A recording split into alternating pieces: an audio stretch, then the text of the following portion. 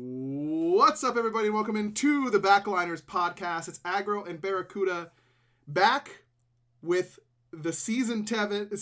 Oh my God, season. What was I even saying? Hello, what is going on? It's I'm Tevin. What up, Tevin? It's Polar Bear Mike, one of the season 10 world champions. That's what I was going for. 10.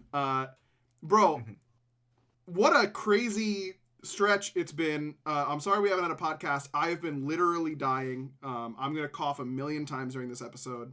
So I apologize in advance for that. Dude, I realized right before we went live, Barry. Yes. We haven't had a podcast episode since we have to talk about Worlds. We have to talk about year 11, like season 11 of Smite. And we have to talk about Smite 2 got announced since like we had a podcast last. That's a lot. We can't do all that this episode. Yeah, that's what I was thinking. I was thinking mainly, we just talk to PBM, just have a nice relaxing conversation. And then like next week we get into like all the big announcements, This week we just go over Worlds, do a little like I guess dip our toes in the Worlds pool. That I wasn't at. And thank God for that, for the record. I'm doing great. I'm not sick at all. You would have literally, like, everyone I know got sick pretty much. Mike is, like, recovering from COVID, so if his voice sounds different, it's because of that. And I got really sick. Literally everyone I know got sick, except for Hurry. Hurry is, like, the only one I know who did not get sick. Yeah, what the f*** is that? Seriously. Like, absolutely insane from him. I don't know. I guess he knew engineering, knew what to do. Oh, okay. Whatever.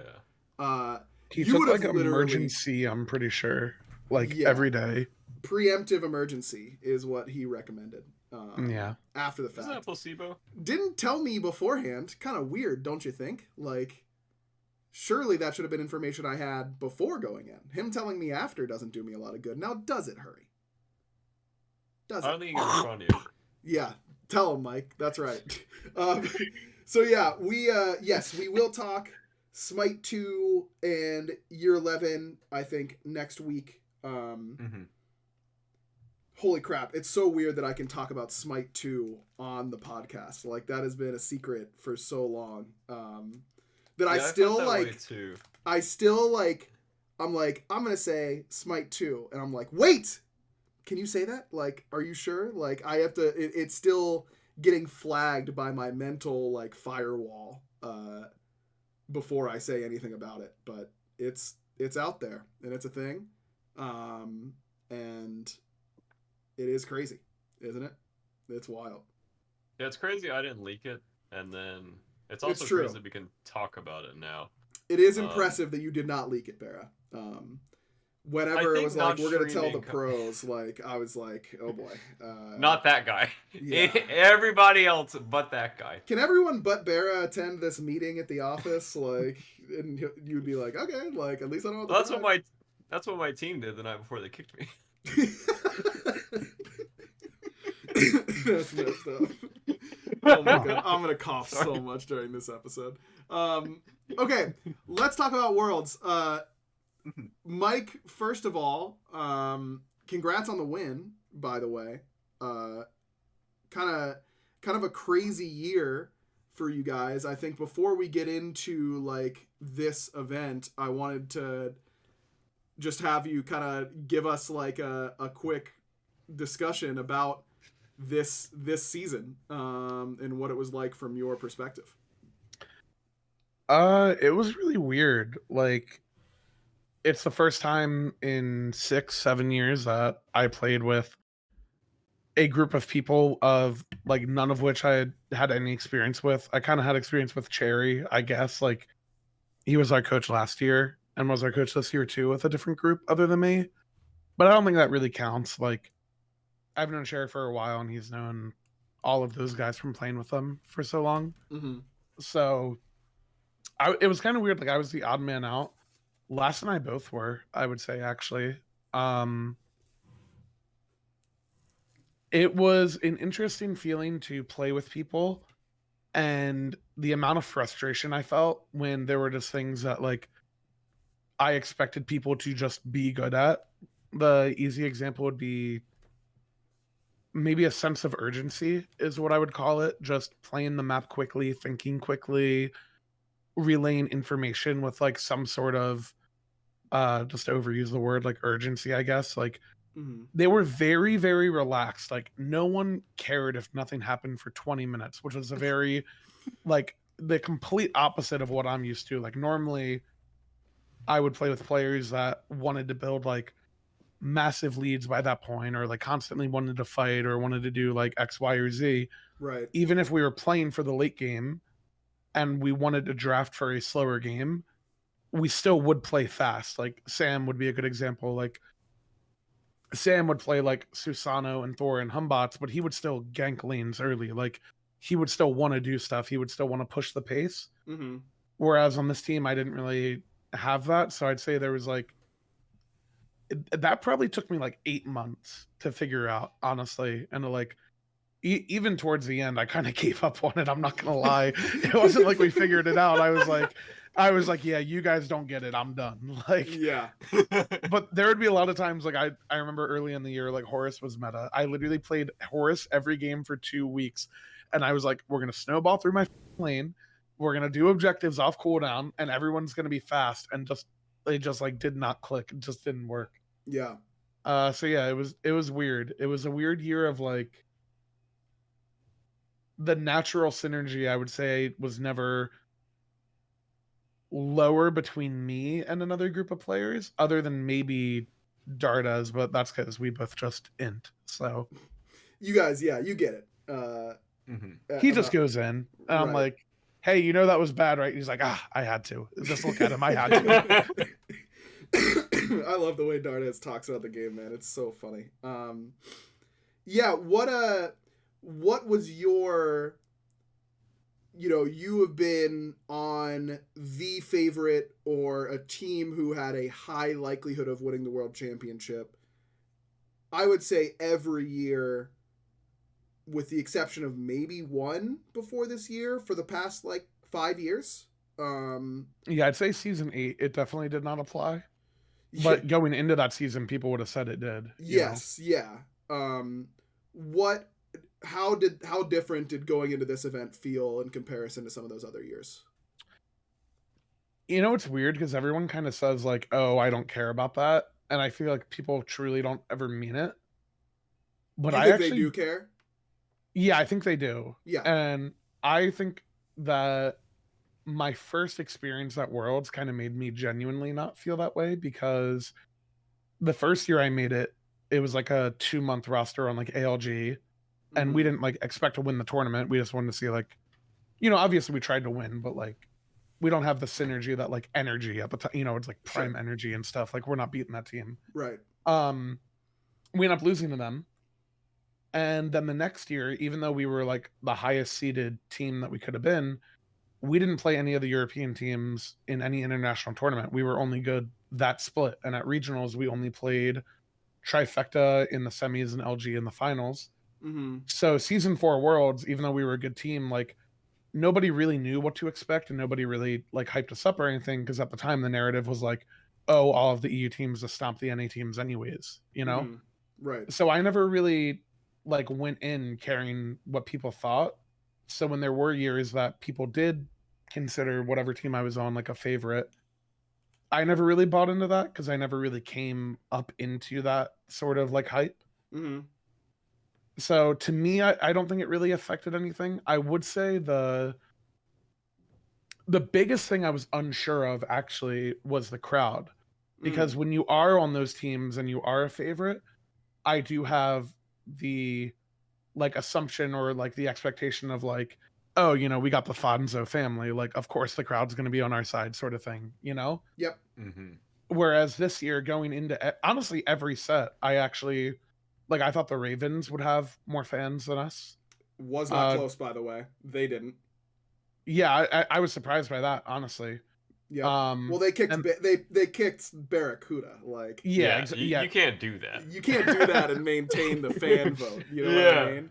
No, it does make sense for sure. Like, unironically, the amount of people that came up to me in a meet and greet and was like, "Oh yeah, I was a Ravens fan for so long, but then they kicked Barra, so now I'm like rooting for Bro, Last I and saw stuff." so many Ravens jerseys. Yes, On dude. fire. So many. And they were all like, I hate this. Like, I can't believe they kicked Vera. Like, all this stuff. A lot of them were still rooting for the Ravens because I always asked because I was always curious. But yes, I saw a lot of Ravens jerseys there for sure. Yeah, so that's what I thought too. Like, because before we played, I saw people when we did the walkout or whatever. I was like, oh, there is like a lot of Ravens jerseys. That makes sense. So I was surprised we had the crowd in that set. And then the Ferryman set, I didn't expect it either because it's like, it's like Aurora and Cyclone. It's like Paul at Worlds. Like Baskin has a good following of people who like him. Yeah. And honestly, I don't think we had the crowd that set. I just think people started rooting for us once we were down 2-0 because you want like the comeback story. Yeah. Hold on. I've got to address that, Cap. The Dragons had the crowd the entire event, Barra. Just so you're aware, as someone who wasn't in there. Yeah. It was not close either. No, we did. I'm saying I'm surprised we did though. Yes, no, yeah, for sure. There was the ferryman. Aurora's family always travels really well, but he always brings a bunch of friends and all that kind of stuff. They had a corner of the arena that would get really loud whenever the ferrymen were doing well. And it's not like the arena was like booing, teams that weren't the Dragons except on coup stuff, which is like whatever. But there was no, because I agree. I thought that, I mean, you always, and it's a very common thing. Like, it's common to undersell, how popular like you are. I do the same. Barrett does the same. Like it, but when we're thinking of it objectively, I knew that you and your team would have a large percentage of the crowd. I did not think it would be as ravenous as they were. Like, it was as one-sided of a crowd as I have ever heard. And it was really from the rip, which was very surprising. But yeah, they were behind the Dragons from the absolute rip. They were not louder for any other team throughout the entire event. See, and going into the event, what I would have guessed is the Levi's and the Ferryman would have been the two biggest, and I actually would have put the Ravens third. I think the SEC teams always kind of throw it off because, like, maybe Deathwalker has like a big fan base, right? But other than that, it's not like this team that you're cheering for the whole year that you're like really super invested into, so they don't really have that momentum carryover. Right. Whereas like the Ferrymen have done well all year, and I'd say like the Ferrymen players I feel like are kind of hard to dislike as well a little bit. Like the Warriors players are easy to dislike, like they're very like cocky and egotistical publicly, and like some people love it, some people hate it, but like it's really easy to hate genetics, like if you're looking for someone, if you want someone to hate, like there you go, like he's right there. He is the best Smite villain since Weekend, for sure. No, he's great. He's actually great for like that part, for sure. I agree. I think he's really good for the scene. Yeah, he is. And so you have stuff like that where it's like, I knew that team wouldn't have like the crowd on their side, but I thought like the Levi's, like I don't know, like there's definitely Shinto and Rangi fans, like they're not the most like public facing people, I guess, ever. Yep. But like Max and Alec have their same fan bases, and then of course Kenneth does as well, so I thought that team would be super popular. Honestly, maybe they would have been. They kind of fell flat semis. It just, it just happens. Right. But yeah. Yeah. It was wild. And I think... Yeah, I heard it every time Nico, like, did anything. Yeah. Like, the crowd went absolutely buck wild. Yes. And, like, Doug, I assume Doug was the cameraman? Yep. He just focused on Nico, like, a lot of y'all's sets. And anytime that guy did if he breathed, the crowd was cheering. Like, every time he got a totem, like, I don't know when the totem cheering exactly started, what set it was. It started last year, I think. Yeah, I was going to say, I haven't thought about this until now, but it started last year in the semis. Us and the Titans played. Yeah, because the game was really slow. Yes, we both were playing really slow, which that Dragons team, that was not the way we played in general. But then this year, I knew going into that ferryman set, like, I think the story I had told people was like, Leah was like, "Hey, I'm starving and my anxiety is through the roof. Can you just win or lose 3-0, please?"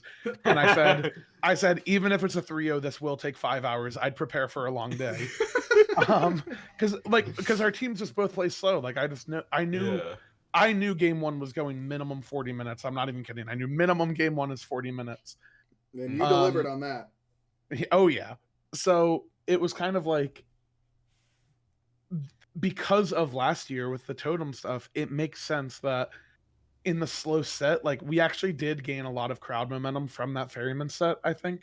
Obviously it's the reverse sweep sort of thing that helps it. Yeah. But it is also just like, there's nothing going on No. in that set. Like, there's nothing else to cheer for. Like, all their laners are so good. Like, they don't get ganked. Like, you don't just gank Paul and Baskin and Cyclone and kill them. Like, you don't see that, you know? Yeah. So, like, you are playing for team fights every game against that team. Yes. Oh yeah, I remember watching that set now. It's been like almost 2 weeks at this point. Yep. I remember being very surprised in like game 3 and 4 when their laners started making mistakes. Like, yeah. I was very shocked because their laners, as you said, like literally don't make mistakes. Like all three of their laners, like not like overly safe, but their aggression is always like capped at a certain amount, or like their I guess mispositioning. And then they started making mistakes and getting ganked, and I was like, "What is happening? Like, are they like running out of steam? Like, it's also crazy because I would say the one who is the most prone to making mistakes in terms of like dying early and stuff is actually Spin. Yes. But I would also say Spin is probably one of, if not the best players at, like, when he knows he's weak and he knows he's in a bad spot. Like, I knew this even from playing with him when he was solo. He's really good at telling people to just like leave him alone. He's really good at like just getting his farm and not dying and giving up what he needs to. So like, it normally doesn't go too far. Like me, you kill me 3 times, like you will be seeing double digits by the end of that game. Like, it will be happening. Right. There are no brakes on this train. Like, exactly. Yeah. The gas only gets pressed harder with each death. That's yes, right. sir. And you gotta respect that. I mean, someone's got to do it. Who else other than me? That's right. It's got to be you. Someone's got to do it. There's no doubt. Okay, let's talk about before we get too deep into that set, because I want to be able to talk about each of the sets at least a little bit. The Ferryman versus the Scarabs. This set went exactly, I think, as most people expected. Scarabs, had a couple decent plays, Deathwalker in particular. I did think that the Ferryman looked a little bit more vulnerable than I expected, but they'd also been on a huge break. So that can kind of explain some of that. Things like getting when the Ferrymen were on a Fire Giant and Deathwalker's playing Osiris, and he's able to walk up and tether both Cyclone and Paul, which is just an illegal thing to happen for a backline at any point. When it's literally 5v1 on fire and you have all of the space on Earth. That just shouldn't happen. So it was little mistakes like that, but they've been coming off a big break. It happens. They take care of business. I don't have too much else to say about that set unless either of you do, but I assume you're kind of in the same boat. Yeah, same boat. I just took it the same way you did. Just figured it was a big break, and then kind of not like crowd nerves, like World's nerves, but just like you're kind of just shaking it off, I guess, on stage or like getting used to it. But yeah, I wasn't too worried about Ferryman after that set. No, nor was I. That was not a major concern in any way. Then it was Mike and the Dragons up against the Ravens. By the way, we both did predict 2-0 Ferryman in that set, so we were correct. I had 2-0 Jade. You had 2-1 Jade in this set, Barry. It does end up being a 2-0 for the Dragons. Mike, from that, what are some of, I know you went back over these sets on your stream. If anyone wants to go check those out, they definitely should. Those were very fun. But just a quick kind of synopsis on this set from your perspective. Game one, I think they kind of did nothing. We threw a couple times sieging. I don't think we ever really lost a team fight, but game just went longer than it needed to. Game two, I think, was... Oh, what did I play game two? I don't even remember. In general, they just like they just kind of like made mistakes late game. I'd say they just like Steve ran it. Okay, we'll just say what it is. Steve Yeah. ran it. Thank you. Steve Thank you. ran it. I was hoping you Okay. would say that. He was Like- on my side all along. Yeah, he Bro, was for sure. He was. My God, he like. I mean, we talked about it in qualifiers that he was sprinting it, like Yeah. absolutely sprinting it. And we're like, okay, we're gonna get to Worlds. It'll be different. It'll be totally different. Nothing like that. It was not totally different. It was literally. Didn't he die level 2 game 1? Yep. Yeah. He got plucked and didn't beats it. And I Bro, was we like, played that. "What?" Dude, we played them 4 times the last tournament. We 3-1 them. And they died in the duo 2v2 pre-level 3 all 4 games of that set. And then game 1 of this set as well. Like, they just love dying. It's inexplicable. Like, I don't know, bro. Yeah. Like, Danza from behind is just so bad too. Like Yeah, that it's really character sad. is just dog water. Like you can't clear, you can't pressure, you can't do anything. And yeah. I was kind of Yeah. surprised. I mean, the Atlas picking a dance also just farms dance. Like he just cannot do anything if he gets behind. Yeah. And then I think I remember watching. I think maybe Hurry could have plucked you to cancel your 2 because I think you dashed into the lane in the beginning, so your dash was still down for a little bit. And Hurry plucked away from your 2 instead of Yeah. like plucking you. Mhm. And I think maybe Steve expected him to just pluck you away, but and then Steve got hit by like your max range pull, and then Ghost was just like dashing on him for free, and I'm like, what's going on? Like that looked like a scrim 2v2 where you're just like, oh, we get a kill for free? Like you're just gifting this to us? Yeah. But, It- yeah. I don't think it matters to say now, but like, I mean, I wouldn't have said it any other time of the year, but that duo lane, I don't know how much they like talk to each other. Like, they're both communicative players. Like, it's not like they're silent, but they are definitely not on the same page when they play the lane because we had like a kind of like 50-50 lane. And I remember telling Coast, like, as we're going to lane, I'm like, I'm dropping everything and I'm just going to slam Steve and they're going to fight into us. And then, like, when we're 2, I think we can kill or something. And then, like, exactly that happens because they're like reluctantly. It's like one of those spots where you're like, I swear we don't lose this lane. So, like, let's fight it. But they Yeah. didn't play it well off the rip. And then they were just stubbornly, like, too far off. Steve, or it's too far up. Steve specifically is. Yeah, I mean they're lane clear. If you go to lane versus Atlas in that 2v2, I feel like they can't clear a lane at all. Yeah. I Like- mean, my auto does 70 damage. And, dude, people don't realize how broken that character is. My auto double hits and it stuns your wave for 2 seconds. Yeah. So it just insta wins clear, but no one thinks of him that way. Yep. He is Yeah, quite that good at guy's that. OP. Barry, I wouldn't ask you this normally, but Really? You're going to today. But I'm going to that's sweet today. of you. well, you know, it's like Smite 1 competitive isn't going to be the same Uh-huh. anymore. Well, it doesn't new- exist, so. Right, it's a new era. Are you like with how badly Steve played after you got replaced? Basically the entire time. Were you ever like salty about it? Like, come on, guys, like because no matter how, and again, it's never one player's fault for a change, any of that kind of stuff. Mhm. That team did get actively worse after the roster change. They might have played better, but their chances went down of winning because that duo lane played so badly. And I won't apologize for that take. Were you ever like, come on, this is ridiculous. Like, why did you replace me?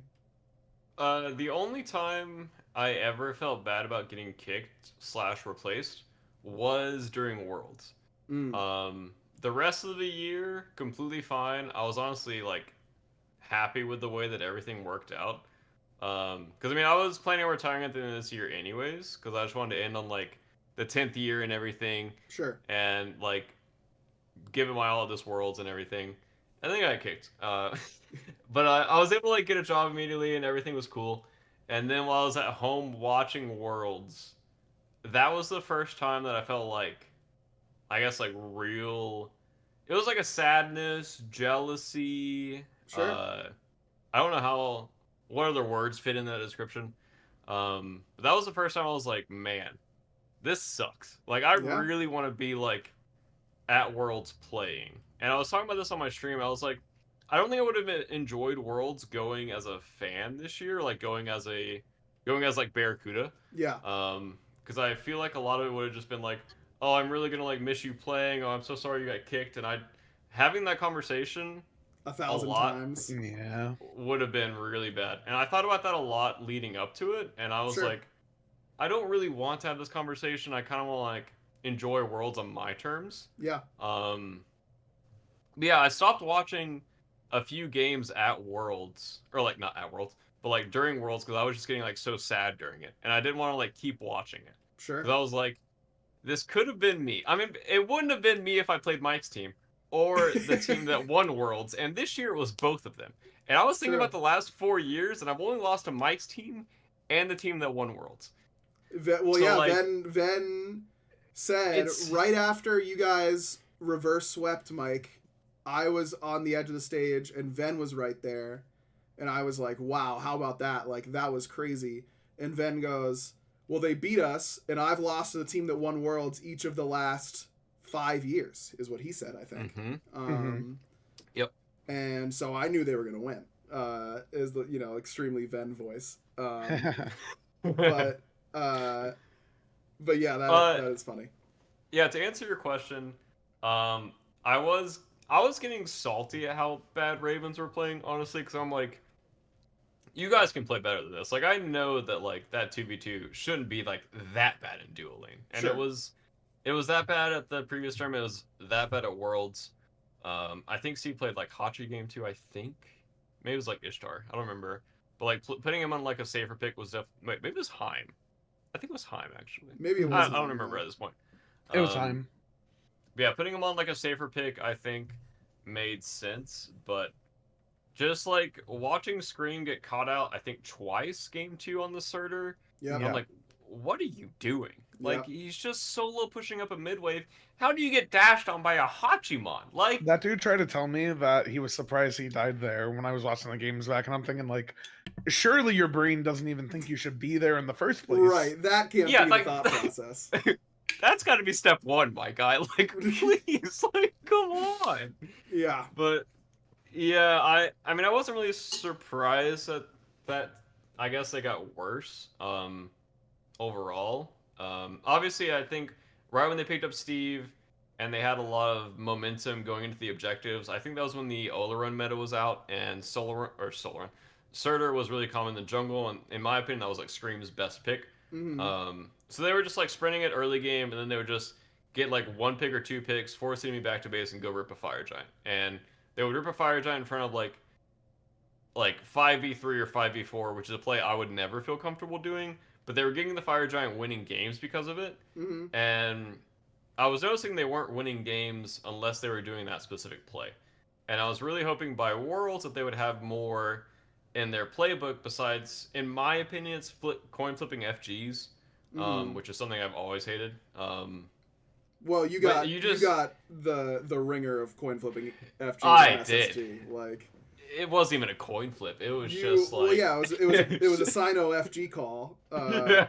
Who just the most notorious FG flipper that's ever lived. And you lost every single one of them. Yeah, and since then I've never wanted to rip fires, but I think Steve brought that back, and it was working really well when they could do that play. And then outside of being able to do that play, I didn't really see them succeeding in other parts of the map and other parts during the game, and that made me a little worried going into Worlds. But yeah, the main problem I think, as Mike stated earlier, just that 2v2 and duo. I don't think they ever really got on the same page, and in my opinion, the 2v2 and duo was like one of the most important parts of the map. Obviously, because I'm a duo laner. But like controlling shield camp, controlling that side of the map, and controlling golds like early to mid game was really important. And when your 2v2 is just losing really early, it makes the rest of the map just snowball so quickly. So yeah, the only time I was ever really sad was just at Worlds. Yeah, I was thinking, I was like, I know I wouldn't be dying to coast. Like, I know it. 100% I wouldn't be dying to coast or like early game. At least level 2. Like maybe like level 4, level 5. Maybe he would have killed me by then. But not at level 2. Like, come on. I do not think it is a biased take to say that you are less likely to die to that level 2 play than Steve. I think that is a very reasonable thing to assert. And I agree with you. I do. I also don't really know why they picked Dan's. Dan's pick kind of seemed... They Yeah, that shit was just missed crazy. you. They just missed you so much, you know? That's all there was to it. I don't even... Mike, do you remember your team comp that game?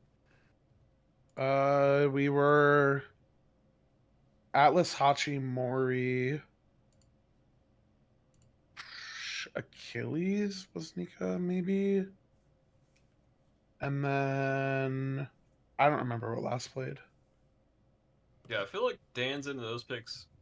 Like, I always pick Dan's to, like, kill the support really early, and I don't think you could pick your support until, like, 10th pick.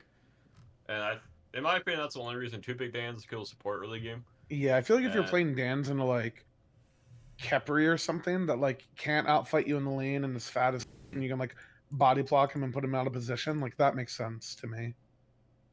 Yeah, picking Dan's also Nemesis. He was on Nem. That makes sense. Yeah. Picking it with a Sobek doesn't really make sense because you want like a lane clearing support with Dan's, because if you ever like lose lane pressure, you just lose the game. And they lost lane pressure and then died. So that's like literally worst case scenario. Sorry. You can move on to the next game. No, you're good. No, that's I was curious about it. Yeah, next up was Levi's and Mambo. And I've got a take about this set, fellas. I think the Leviathans should have considered themselves incredibly lucky to have won this set. They should have been 2-0'd. They should have gotten 2-0'd this set. It actually shouldn't have been close. Well, no, that's not fair. Game 1, they had it and made some bad mistakes and let Mambo back into it, and that's okay. You know, we can call that. They got 10-0'd in the Game 2 draft. Like, I thought they literally got crushed in picks and bans Game 2. And then Mambo just makes a series of really bad plays to lose the game where they shouldn't have lost. And that is how it goes for SEC teams. You know, they're going to make those types of mistakes. But then they go to Game 3 and just, I think, get scared of winning because Johnny, like, it's all set up around this, like, dodgy pick Game 2, right? Like, Johnny just has the world's best dodgy game to pick it into. It should win them the draft single-handedly. This is my problem with everyone going, oh, Johnny would be one of the best players in the world if he just played in the SPL. Because if he's anywhere as good as everyone expects in that moment, he should win that game alone. Kenneth wins that game by himself in Johnny's shoes, in my opinion. He doesn't. He makes a couple big mistakes. And again, that's fine. But it can't be he would be the best jungler in the world if only he was playing in the SPL and then have that same issue. And then in Game 3, they let him pick the dodgy again if they want it into Thoth a Willix, which is, again, should be just destruction. And he gets scared of it and it gets banned, bottom 2. And he goes Susano and has a really tough game. Well, I hated that pick. I hated the call to not go dodgy. I hated the lack of confidence there. Levi's absolutely obliterate them that Game 3. And we all knew that was going to happen. As soon as Johnny isn't confident enough, in my opinion, to just go, give me dodgy, I'm going to win the game, I knew the set was over. That they can't win. If your best player isn't feeling like, oh, they messed up, they're giving me this opportunity, whatever, I just feel like if he's your guy and he's not feeling like, oh, they made a huge mistake by giving me this pick, it was going to be over in that moment. It did not surprise me at all that Levi's like 15-0'd them that game. Yeah, the Game 2 was really sad because I don't know. Honestly, it's just a lack of like experience or poise or whatever. But if I was on Mambo, I would have just been thinking like that game was really free. They got saved by Shinto like 4 times. There were multiple team fights. Yep. There was one at a blue buff where Shinto sniped both frontliners, and it basically made it so that neither of them could tank fire. And then they had to back reset, and then it got sloppy for a little bit. And there was another fight, a Titan fight in solo lane, where Panda got picked off the rip, and then Ronnie is basically dead for him as well. And Shinto sniped both backliners and put them both to 1 HP. And if they Aegis'd it, or if he didn't hit it, they could have literally like ended the game on the spot with the Titan in like a 5v3. So yeah, I don't know. Shinto was, in my opinion, kind of. Oh, and then there was another play. It was game 2 where Johnny literally has a blood shield on him and is doing oracles. Yep. And Kenneth goes on him, and they're both like 1 HP. And Johnny is alive, and Shinto comes and dashes and kills Johnny and saves him. Yep. And saves Kenneth. Kenneth's literally like less than 50 HP. And then I believe Rapio rotates from mid and barely can't catch Shinto as well, who lives with like 200 HP. Yep. But they were actually about 50 health away from losing the game on the spot there as well, because Kenneth went for a 1v1 play. And if he lost it, Shinto probably dies after, and then they lose EFG or whatever. But yeah, the game was actually super lucky for the Levi's. And yeah, they just drafted like the whole tournament, honestly. Awful drafts. I could not believe how much I didn't like their drafts. I hated them. And again, to be clear, it is not all Johnny's fault. I think that everyone at some point or another sold on Mambo. But in particular, game 3, not going to the dodgy, I thought was absolutely illegal. Like the most illegal thing of all time. If you're gonna be the guy. I don't know. I hated it. That set drove me crazy. Yeah, I don't remember that set at all, honestly. Bro, you're gonna lose hair if you watch it. On God, it made me mad. You have plenty of hair to lose. True, you could use it. You could lose a little bit. Pop it on, Barry. Yeah, sure. I'll just throw it on during the podcast. You'll see like hair just honestly, I was like literally in the crowd, like, what is happening? Like, why is this happening? It literally was Shinto decided he didn't want to lose in quarters. Like, that's really all it was. Yeah. God, it was brutal. And then, last but not least of the quarters, Warriors versus Kings. Game 1 was pretty slow, and that favored the Kings, and you thought, okay, maybe they can do it. Maybe they can pick it up and make something happen. And then they did not. Like, I don't know. The Kings, it wasn't that they hard-inted the solo side of the map like they had been doing. It wasn't like those. The chances with how not well Twig had been playing and then going up against Panatom, who has like been so good throughout his entire career, there was a chance that Panny's walking out of the set 20-0. And it didn't go that badly, but the Kings just continued to not look. They just looked like a pickup team from the minute Genetics left until they lost this set, in my opinion. They never looked truly cohesive ever again, in my opinion. Yeah, I agree with that. Quig looked pretty good, like here and there, but I agree. I think it was a mix of like cohesiveness and the solo side of the map never really playing well, unfortunately. Yeah. Especially in the mage meta, that was just poor Harry. Yeah, poor Harry indeed. Barrett or Mike, any quick thoughts on this set? Yeah, I kind of thought the set was support cap a little bit. Yeah. I don't think Quig necessarily played horribly, but I think they baited themselves in a bad spot in the drafts a little bit. And I do also want to say, I think people, rightfully so, blame a lot of the Kings on solo jungle. But I actually think both their carries, like, I thought Big Man owned the, like, after they nearly, like, got knocked out by the SEC in the qualifier tournament, then on Big Man actually owned, like, most games and kind of was taking over a little bit. Like, even when they went to his cam, you would see him talking a lot, which is very rare for that guy to just, like, take over comms like that, at least from my understanding. But yeah, I actually think their carries just didn't, like, that was always like the strong point of the Kings is like they just have hardcore and big man, and those guys are just like great players, but they never really took over games. So I kind of think they're all like pointing fingers at each other, like, how are all these games hard? But I kind of think if those are the guys who you're expecting to take over the game and they never do it, I do think post Mage meta, Twig Harry got flamed a little too much. IMO. That's fair. I would agree with that for sure. Yeah, I would definitely agree with that. The fire was just still burning so hot from before. Yeah, Seriously. I mean, before it was actually an inside job. Like, that was crazy. For one of the worst stretches of play from like a good that was professional rough. like of all time. Yeah. Truly. Agger, what did you say about Twig on the podcast about him being like a dad and like Well, if I he said, like shows up to the game or something? Yeah, doing a he's good not job or human. something? Like he's not Yeah. human right now. Like you hit a level of sleep deprivation that is unlike anything else, and I couldn't, in good conscience, blame the man, Captain Twig, for how he was playing, because as far as I was concerned, he wasn't there.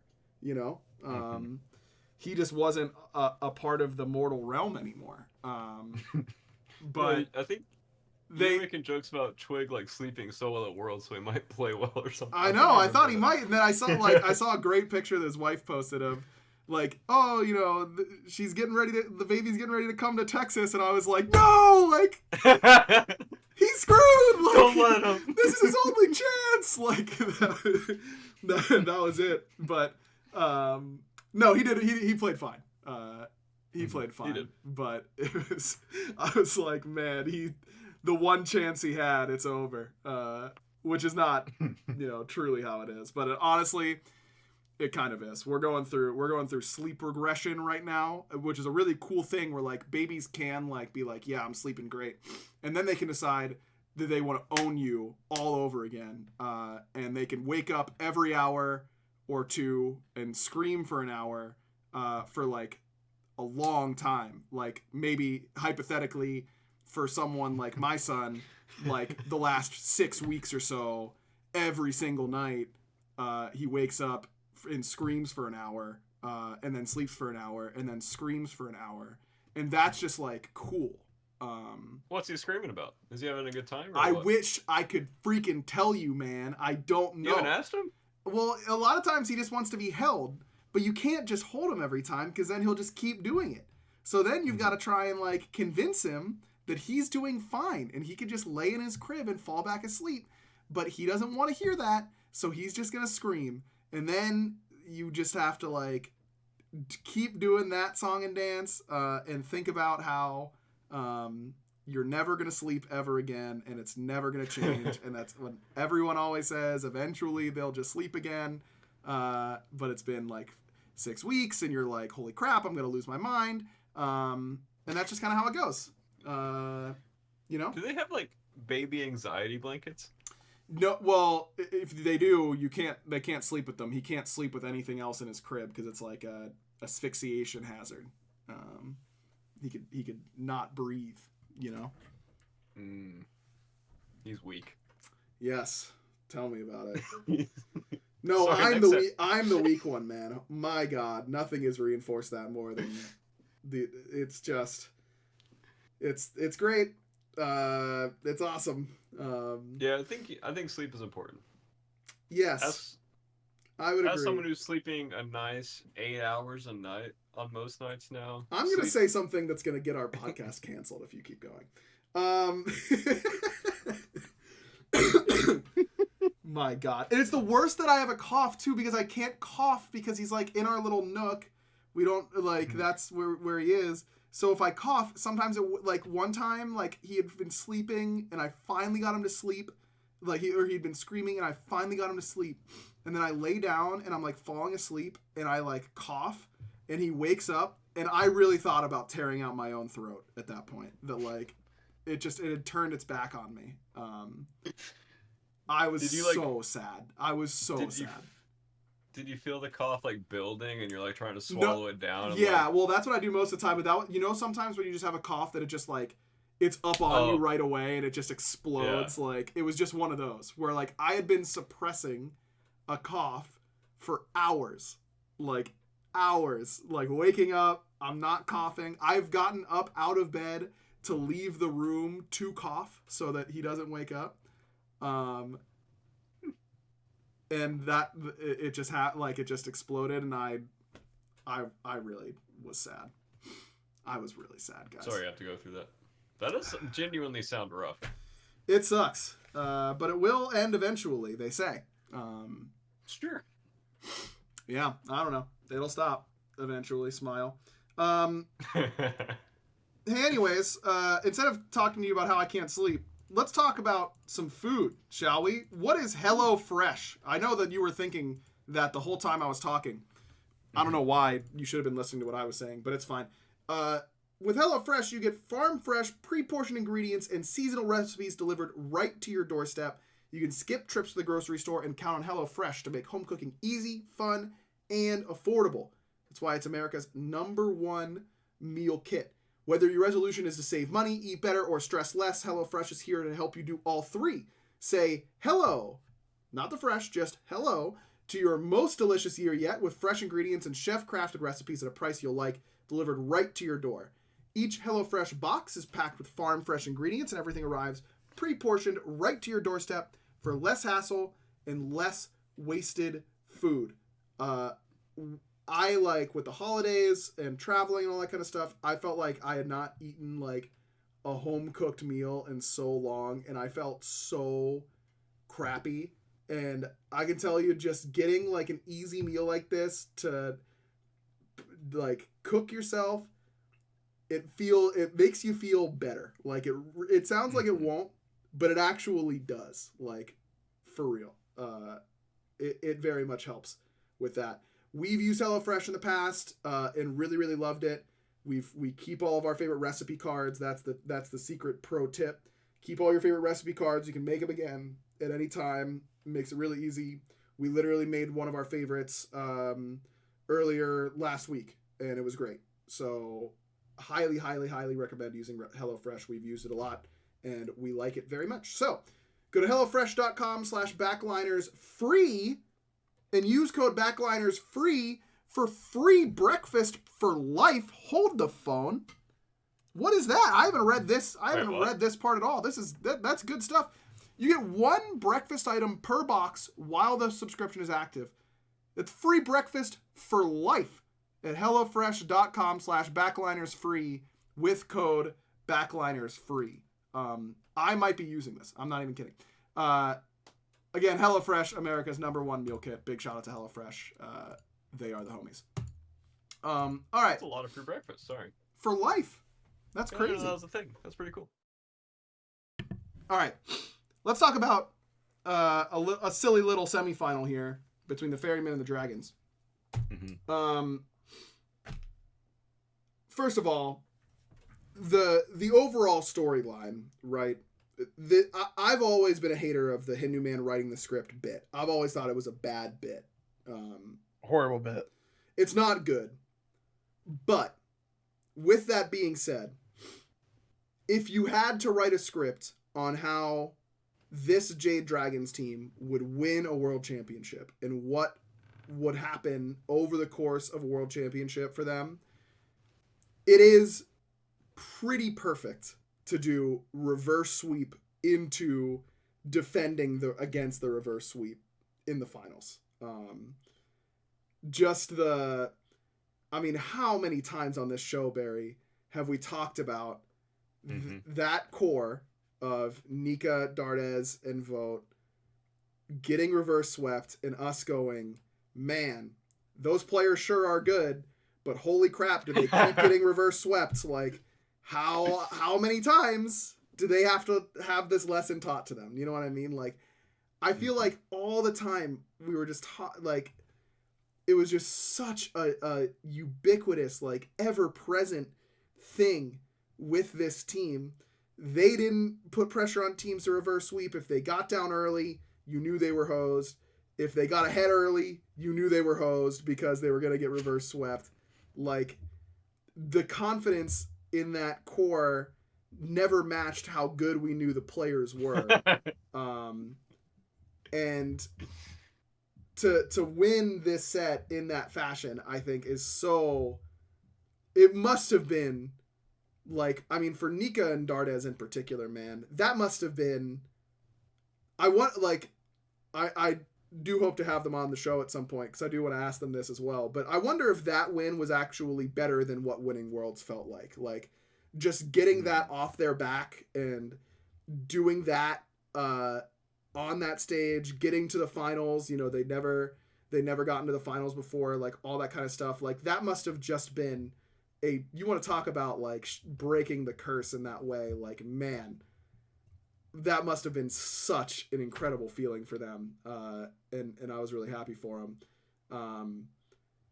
But yeah, let's talk about the set, I guess, as a whole. Mike Coast in chat did say beating Ferryman felt better than winning Worlds. Mike, Yeah, I was gonna say I think everyone would have said that as really? well. Yeah. Uh-huh. Yeah. I mean, just such a grueling set. It was long. We already talked about game 1 a little bit earlier.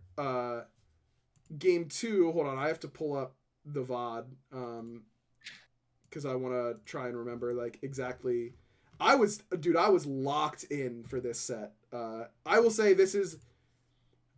I was more nervous for the finals for sure for you guys. Like as game 4 and like game 5 draft was happening, all that kind of stuff. Like I was kind of losing my mind a little bit, but this set as well, like it was this was such a good set to watch. Like it was, I don't know. The Smite this weekend that weekend was really good. Which it is not just because a set is close or long does not always mean the Smite is good. That was the case this weekend though, of Worlds, where I thought the Smite was legitimately good. Yeah, so game 2, after a long game 1 loss that was close, I did not really love your Zeus pick, game 1. I remember you talking about a little bit on your stream though about that Zeus pick, right? You were saying something about it. What was it? I think if we played that comp against any other team and it was the same draft, I think we would win the game. I think unironically, Paul and Baskin just played that game like perfectly. Like it's really rare to play like set Wukong with a rat and have those 3 players never get baited by the idea that they can all in a fight because it's what all of them want to do. Like all those characters, right? Like Wukong wants to like blink stun, alt, commit on you, you know, like Rat wants to dunk, hard commit on you, like Set wants to alt and go crazy. Like the fact that all 3 of them played that game that well, I think if they even made a little bit of a mistake in any of those like engagements, that we would have wiped them and basically won the game. Like even we got to the point where we were like, yeah, they're literally just not giving us a fight in the jungle. And for about 20 minutes, I just called like, yeah, give up all 3 Phoenixes. We'll try to kill them when they go for the end. And we were about like 2,000 HP across 3 people off of like literally just wiping them all and ending the game on the spot. They just played it perfectly. I don't know. It definitely was not the greatest pick. We would have been better off playing like Merlin or Tiamat for sure. But game 1 of a best of 5, we will be ripping that and seeing like how it feels. Sure. No, I think that's very defensible for sure. Game 2, they top pick Sobek again. They go Thoth for Paul this time around. You guys play Afro and Mamal mid. The dodgy matchup into Thoth continues to be very dodgy favored on paper, but did not, just like the Levi set, did not really pan out to be that way. This game was also, yeah, this game was not. That game was when we tried to end, and like basically what happened that game is we were owning them for a long time. Last did a really nice job of like finding a bunch of picks in the mid game, and we got baited by being overexcited and caught a fire that, not to throw everyone else under the bus, Coast and I really did not want to do. And normally we are the 2 people who are deciding when we do that. And I think we got a little overexcited and called that, and I think we maybe got the fire, but we like all died for it after. And then I think 2 of us died, and then we 3-man defend a tier 2 tower that just does not matter at all, and then lost to Phoenix off of it, basically completely f***ed our game where we're otherwise like stomping them. We get the like game back to even, and then they basically gave us like the inside lane on mid push, and we had Fire Giant like vision control. Right. And I called to just keep pushing mid, and I knew they would pull fire. And I called to basically, I said, fire, we can end the game, stall their backs, which to me meant like let them finish fire and then go in and int and finish their backs. Right. It was just in the moment, it was just hard for Dardes and Last to understand what I meant. They basically inted immediately. And yes, I'm watching, and they got in there. Yeah, they essentially it right off the bat, and then even after they it, they actually could have stopped Paul's back, which is the only person we really needed them to stop.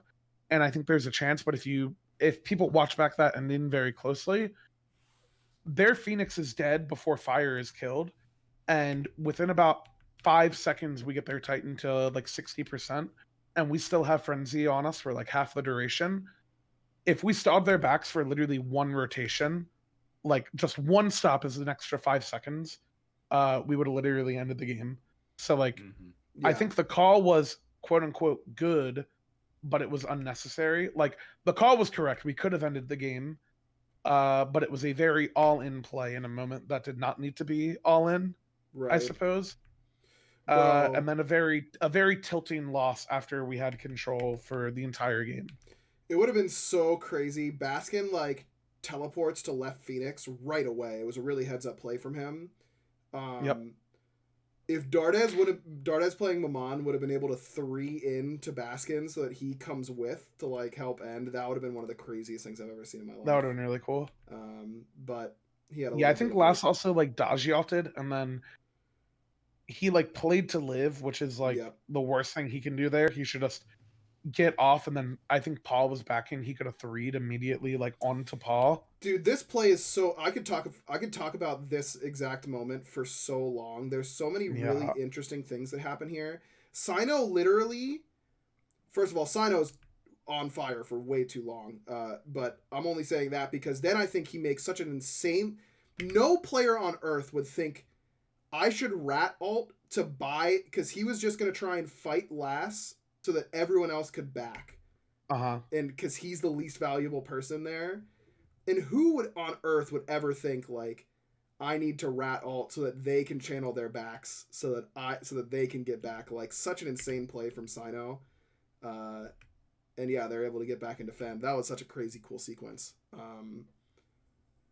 But you know, it's close. You almost get it. You're in control for a lot of that game. A lot of moral victories to then realize you're down 2-0 in that moment.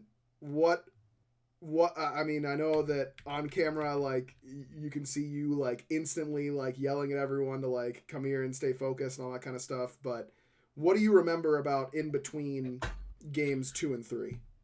So I don't think he would care if I said it now, but we had a very similar type of game against the Ferryman in the last tournament where game 1 we're basically winning all game, and Coast died with both relics up to a Vulcanol in like a 5v3. And if he had relic them, we would have gotten like 2 Phoenixes and probably killed them and maybe won the game off of it.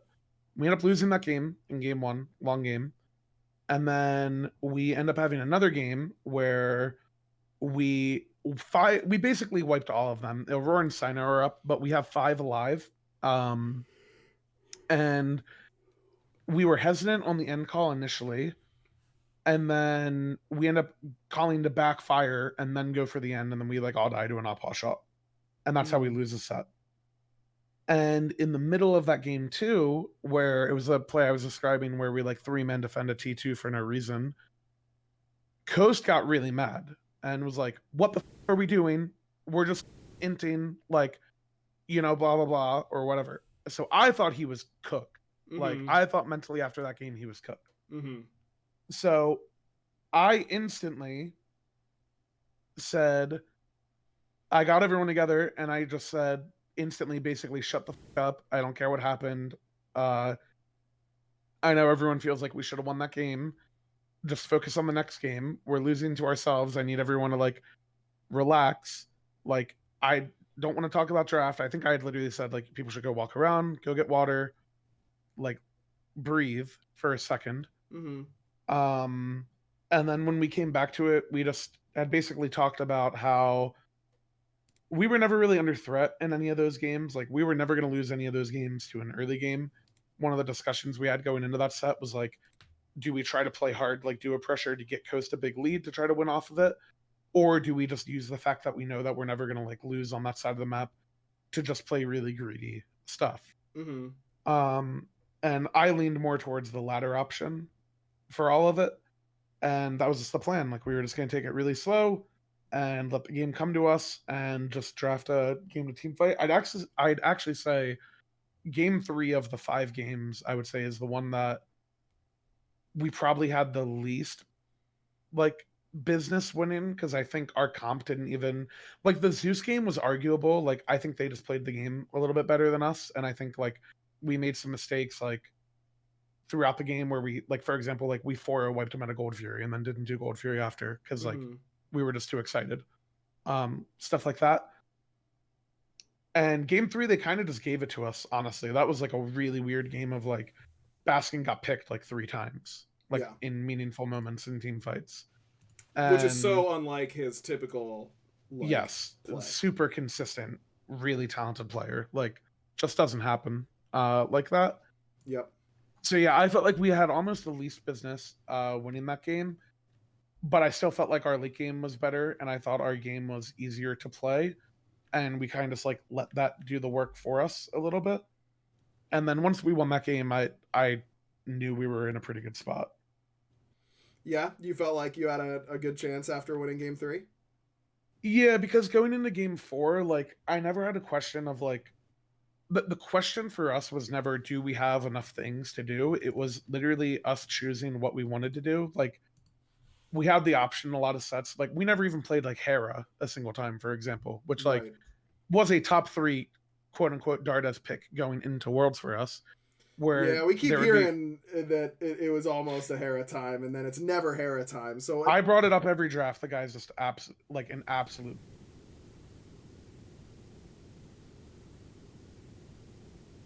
But yeah, like we had a lot of like, I don't think it's any secret the way the team plays is largely through Dardes and I pivoting our styles. We will have games where we are Africa Calkin and we AFK until we literally farm for 3k pots.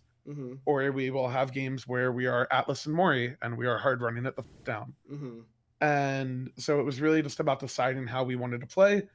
And we kind of just got to the point where we felt like the drafts weren't difficult for us in team fights. And we felt like all year we were the best team fighting team. I know from the outside, people would not agree with that statement or would not understand why we felt that way. But I always felt that way the entire year. It was a very big difference. Like, I didn't say it earlier, but probably the most noticeable difference for me playing with this group of people compared to like the Alec and Panicat teams or even like the Unite teams before, these players are genuinely better at team fighting. Like, their awareness, I felt like, was better. Their ability to not play for kills and not chase kills they don't need was better. Like, they were just better in team fights. They were way more composed. So I just felt like any game we could get to that point, we had a good shot. And after we like collected our mentals a little bit in game 4, I just knew that once we picked the draft direction, which is what I was saying earlier, like once we knew like, hey, we're just going to put him on a standard mage and we're going to play the game slow. Once we got to that point and all 5 of us were on the same page, all 6 really, with Cherry, I knew we were in a pretty good spot. Yeah, I mean, I'm looking at these drafts like, game 4, I'm a notorious Camazot's jungle hater, but I really liked it. Into what the Ferryman had of, Thoth, Rat, Ganesh, which is just such a tough 3v3 for traditional, most, assassin picks to play into. And I like it in conjunction with the Afro because it can bring CC for, like, to you. And just add that extra little bit of threat. So I liked it there.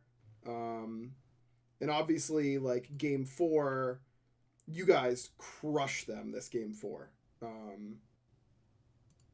over in less than 30 minutes, which was the only game this set that was over in less than 30. Felt like you guys had control basically the entire time.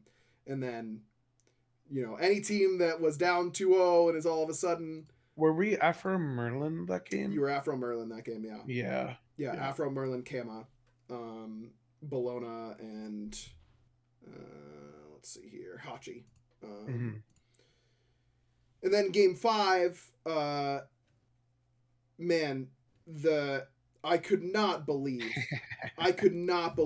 Spin went Freya this game. Like, I know he's been a Freya player in his career.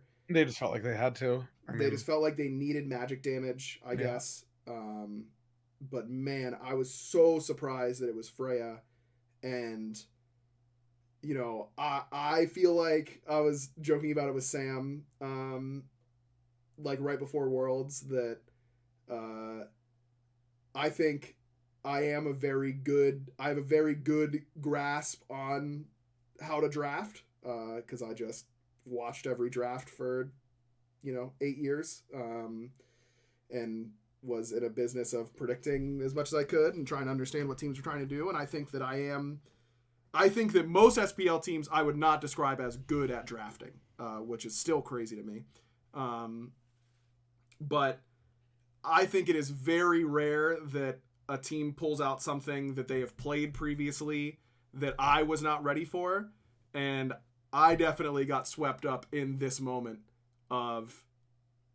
I think if this were a regular season game... The Freya or the Erlong? The Erlong. Like, if this were a regular season game and I were on the desk and I would cast all of your games and all that kind of stuff, I would have called this Erlong Shen mid literally as soon as they picked set. I would have been asking why you didn't play it game 1. But just in the moment of Worlds... Think about it. Yeah, like, the drama of the set, it just eluded my brain, and as soon as you guys locked it, I knew that it wasn't over, because the Ferrymen are a team that can beat a draft where they got out drafted, because they just make so few mistakes and are so good at macro. But I was like, wow, they actually, like...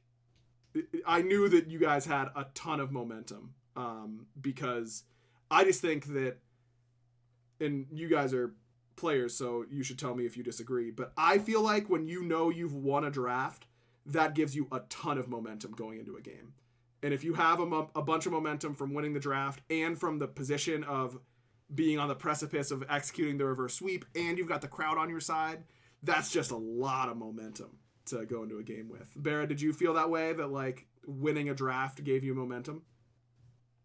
Well, I never won drafts. So really well, sure. if you imagine it for one moment, they didn't see the really Danza hard to pick think somehow. about. Like, oh my god. What were they thinking? The Freya pick in general just kind of confused me a fair bit, and then just kind of their drafts as a whole, as the set went on, just seemed weird, I guess. Like, it seemed like they were just kind of like going back to like their comfort picks for Ferryman.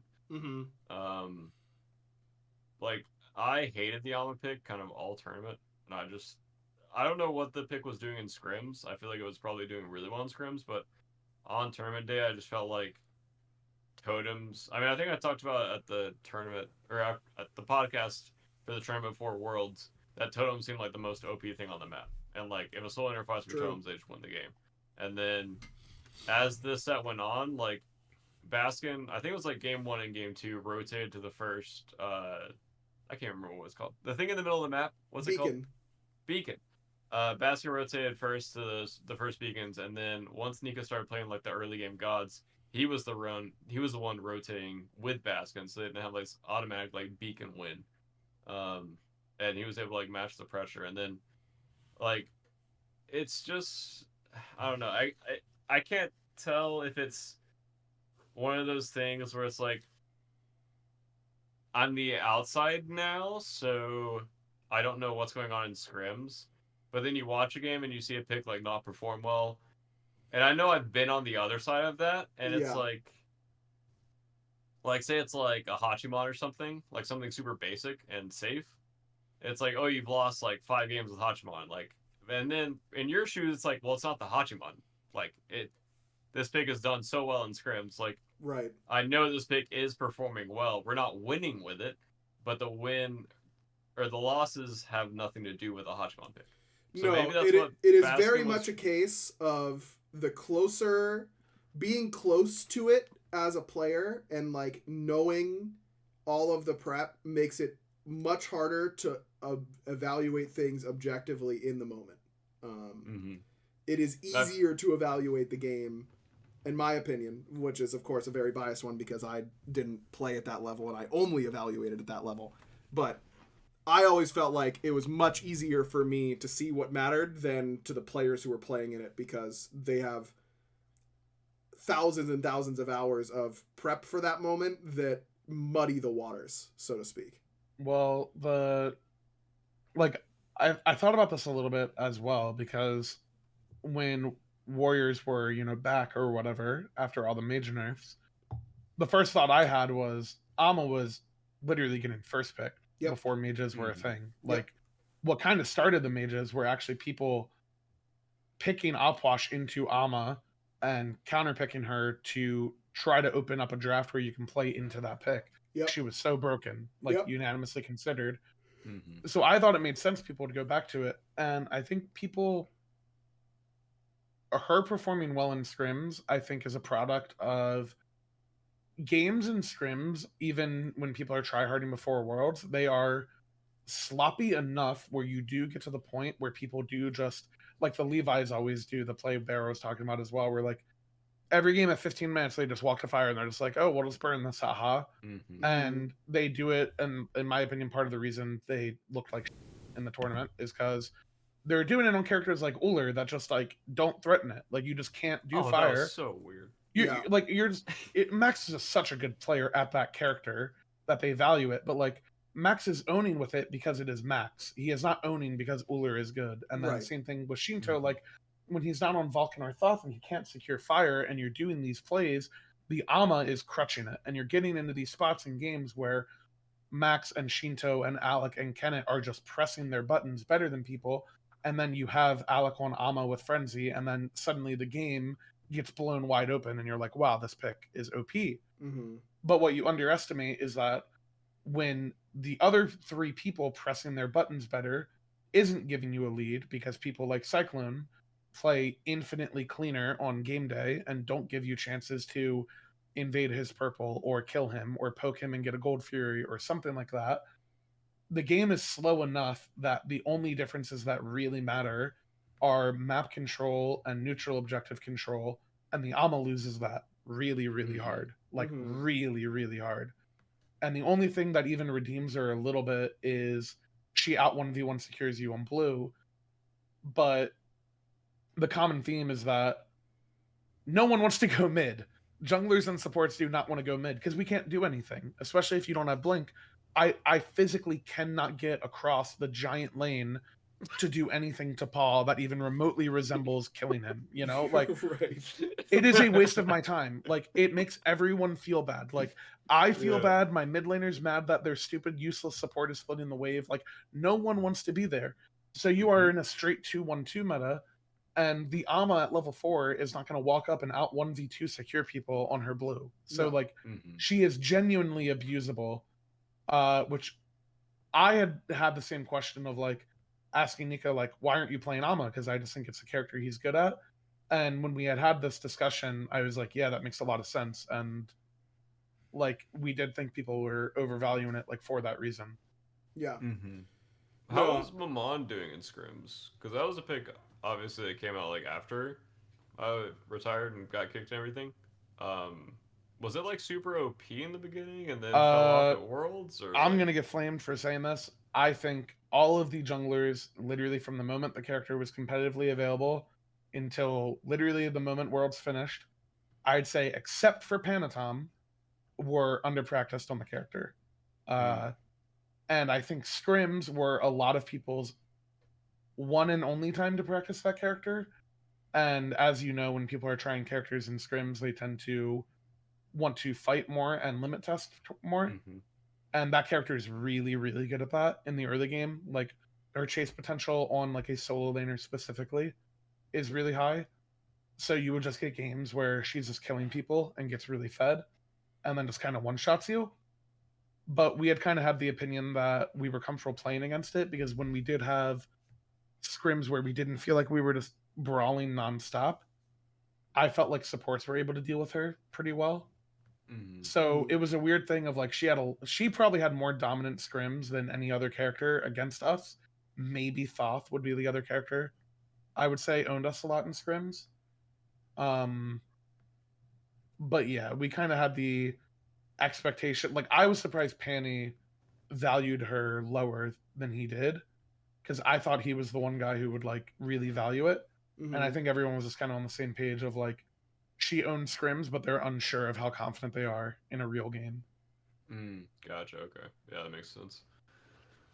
I know that feeling of a lot of people or that I've teamed with in the past. So like on game day, you practice pick for like a week or two, and it's like, Yeah. I don't want to pick it today. Like they just go back to like a comfort pick or something. People get in their own head about matchups with that character too, because like I would consider myself a very logical thinker, maybe to a fault at times. And logically in my head, like, she has everything. Like, she has CC, she has a button that demands that you like beads Aegis it instantly. Like, the relic force is there, the burst is there, tank damage is there, damage split on soul lane is there. Like, logically she has every reason to be broken, and I still kind of believe that she is broken, but I think the execution requirement on her is very high. And I think people, if they got to choose, like, you'd always choose the character that you think is easier to play, because like, why wouldn't you? You know, like if Nuwa was the best character in the game, you'd snap lock at every game because like you can't fuck it up. Like, why wouldn't you? Yep. The floor is so high. Hold on, I'm a really good Nuwa passive user. Not everyone is. Yeah, it's irrelevant. Wrong. Crazy that you can win worlds and still be stupid. I don't know. I thought that you'd have to figure that out by now.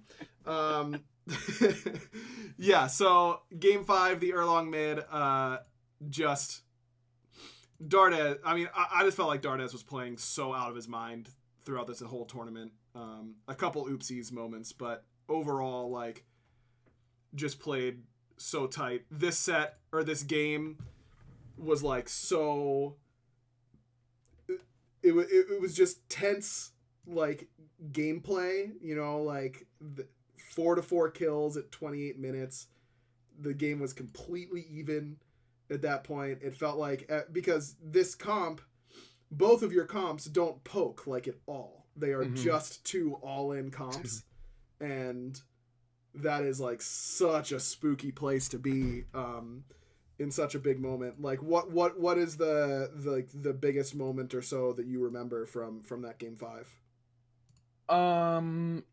There was a lot of, I would say, overexcitement again. Especially, there was one time we like considered ending the game and we were very, very split on it.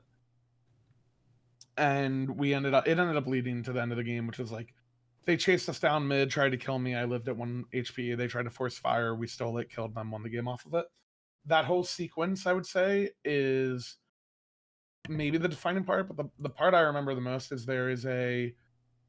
I gotta release the comms for this as well, because we have them. I think I showed them on stream once, but like, there is a good 5 minutes where I'm trying to bark at people to literally just group up, and I'm repeatedly saying, like, just get on my ass, like, literally sit on my ass as Kepri, and we will win the fight. Because when you do have, like, you're right, like, it is scary when you have to play all-in fights. But when one team has a Kepri, that team is favored, because, like, something about Dardes is, like, as much as I made fun of him for not picking Hera, like, we are the type of players, like, we are never scared. Like, we will rip in Erlong game 5, and he will int to start a fight, and we will both be, like, comfortable with it. And, like, we both have a lot of confidence in each other in that moment. And we just got one fight where I basically said, like, just stack on me, and Dardes, I was just like, Dardes, like, you don't have to say anything, like, I'm watching you, just go whenever.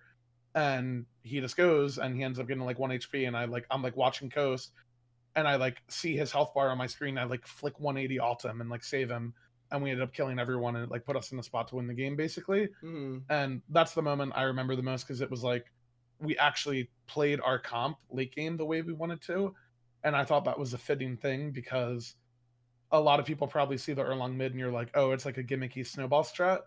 But we think it's a counter matchup because we think he wins the 1v1 in the late game as well. Like, we think he never loses that on the set. Right. So getting to like actually play our comp out the way we wanted was a fulfilling feeling for sure. I will say, Cyclone sold that team fight.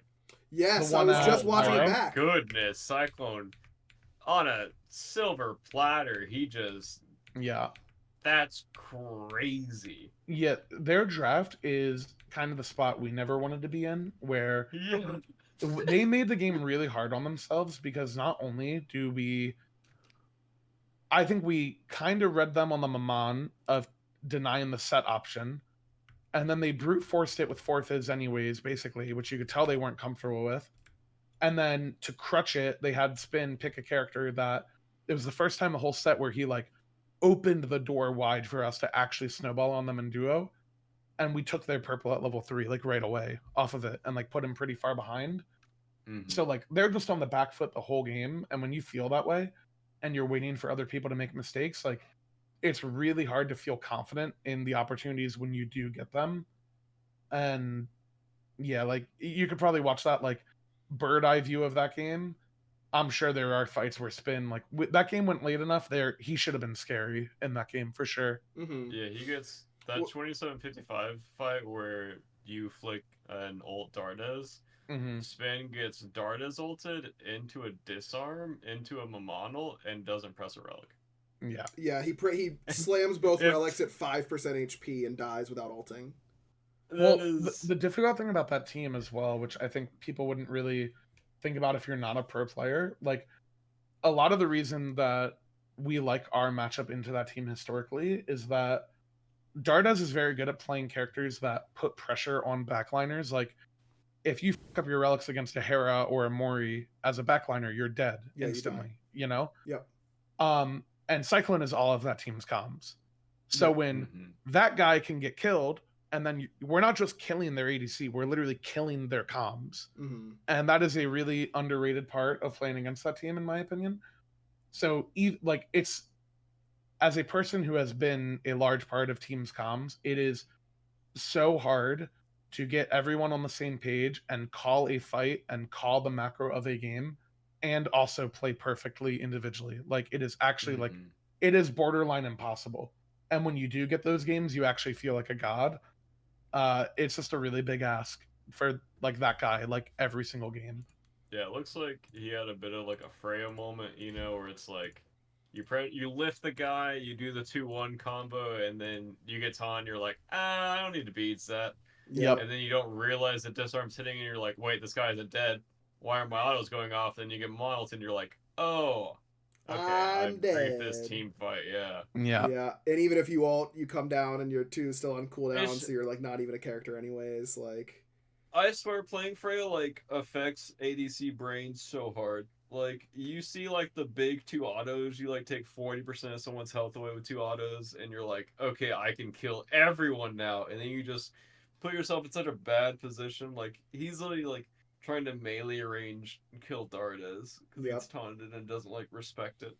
yep. But yeah, And then I on the agree. fire that you guys steal, he runs walks out of to go juice. melee Yeah, it, he right? walks into Yeah. melee range and gets double taunted with Paul. And he Yeah, still he's doesn't as have fuck. relics, and he's just insta dead. To be fair, in that spot, that play, like, that is kind of, it's not like a panic call because like they kind of have an advantage, but it is in the sense that like because their comp doesn't have a mage, they have no ability to bait and zone us and then hard commit a fight. Like Right.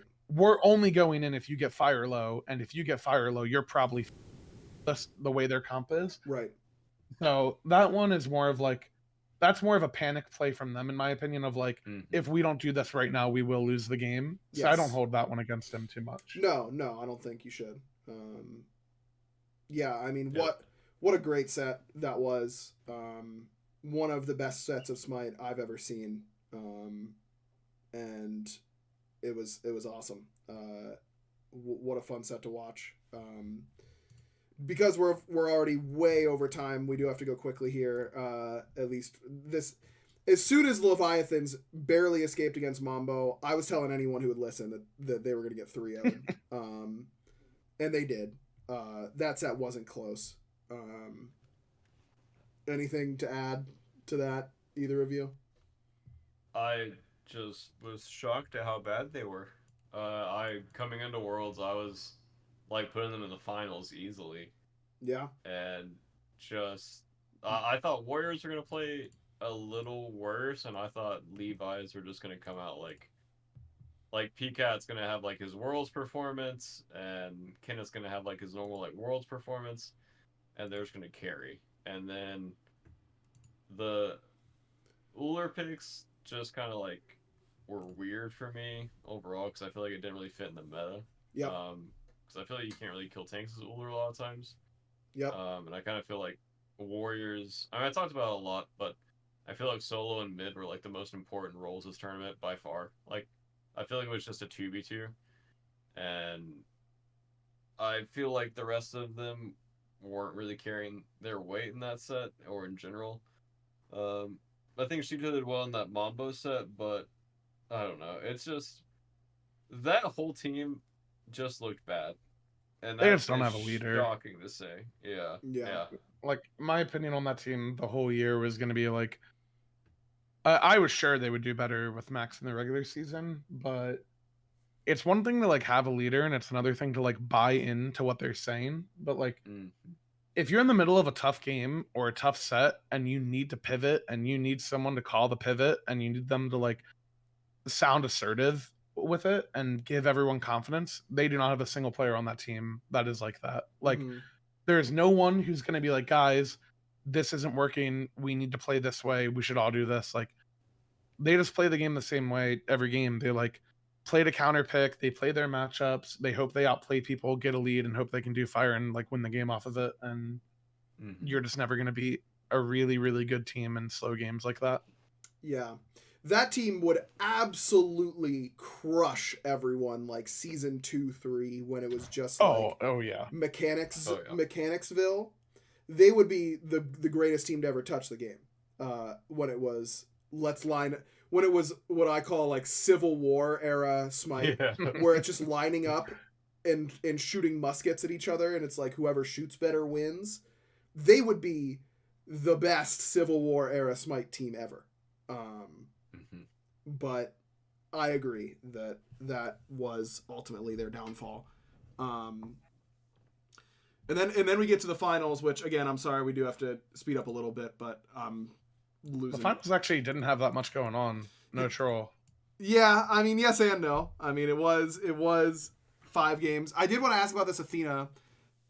I was very surprised that Athena was permaban before this game. I felt like, I mean, I've been saying for months that Athena's, in my opinion, overrated. Dude, the amount of rage I've had over this topic, holy. Like, God, it is so not that hard to play into this God. Anyways, I could not believe, like, you know, I was thinking, like, oh, I wonder if Sot will put, like, they top 3 it. They go Hachi, Athena, Tiamat. You guys ban Thor, Chalk, banning out Soul Lane. I was like, maybe Sot would play it. You know, Genetics can obviously play it. Panatom, like, I thought you guys might pick it and put it jungle because Lasbra's played so much Athena jungle. We wanted to. We never got to touch it in scrims. Nobody would leave it open, but we would have if we could have. Yeah, because he's so good on that pick. That plays to Lasbra's strengths as a player, which is, you know, playing the map, playing for the team. Panny is usually not the guy to pick those types of gods. He's usually picking things like Susano and those like hyper carry picks. The killer gods. Yeah. And a lot of people, you know, in the crowd and all that kind of stuff were like, oh, why are they putting Panny, this like mechanical god, on Athena, who is, you know, jungle for guys who are just going to have people who hit their buttons. And I do generally agree with that take. I just think it was a less... Like, they clearly were okay playing tanky junglers because he'd been playing the Gilgamesh again. And if they get this win, like, I think that's a way to think about drafts a lot of the time is, like, if we can make them respect this pick and this flex, what does that open us up for, especially in game one? And I understand the desire to show a pick like Athena Jungle look good, and that opens your draft for the rest of the event. But I think the danger is really high, and that's what ultimately ends up happening is if he doesn't do much on this pick, you now have so much information that you aren't nearly as scared of this pick as if it had been even like in support, where I think it is less telling in that sense. I don't know if you agree with that, Mike. Yeah, I was gonna say, may I rant please. a little bit? Okay, so I know we're short on time, but this is by far the best game to talk about, and the reason I said not much happened in the finals, I'm not really trolling. The reason I say that is I think it was over after game one, and I think obviously more stuff happened, and there were close games. There was a game like game 4, for example. We literally didn't play the game. We died in 2 different lanes pre 4 minutes. And then they had a comp that did objectives, so they did them in our face and we lost the game. Like, really simple game, like not much to talk about. The reason game 1 lost the set instantly was because we scrimmed them a lot, obviously, and I thought we had a very good read on them as a whole going into Worlds, which is a lot of people view that team as Panny being the focal, but I actually think the way they've played has been around Daniel for a majority of their tournament play. The last 2 tournaments, it's been around Daniel. And it was really logical to me the way they played, and you could watch Genetics play on stream, you could watch everybody, and they are basically going into games with the idea that Daniel will carry their late games, not Netroid, and that they are using Netroid to get Genetics into a good laning position to have control of the game as a peel character that is essentially going to pocket Daniel, who has timeline, and in my opinion is the best mid laner at abusing it, because he will just jump in and kill everybody, which he has done many, many times. He's just a sick player. He's just nuts. He's so good. So their idea is clearly that is the idea of how their backline will play together. And then Sot will just be Sot. He'll play his lane. He'll be a good rotator. He's a good team fighter, all that type of stuff.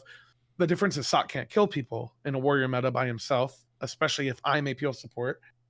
And then they were so all in on it that when I saw the Gilga and stuff, it showed that they were comfortable playing tank. So to rewind it to the Athena, we played against them multiple times, and every time we played against them, and Athena was like the top of the meta, they would never put it on Gene because he would want to pick it and then bait me to pick and then counter pick me. And then we kind of felt like if they shut down duo, they were able to shut down a lot of the way our team wanted to play early on when we had Coast, because we were doing stuff like playing on her and running over everybody, you know, stuff like that. So going in the finals, what I was actually worried about was them turbo sprinting at us and playing like Izanami and stuff, and trying to run the game and just blow us out of the water and basically make it so Coast and I can't play the game. That's actually what I was concerned about.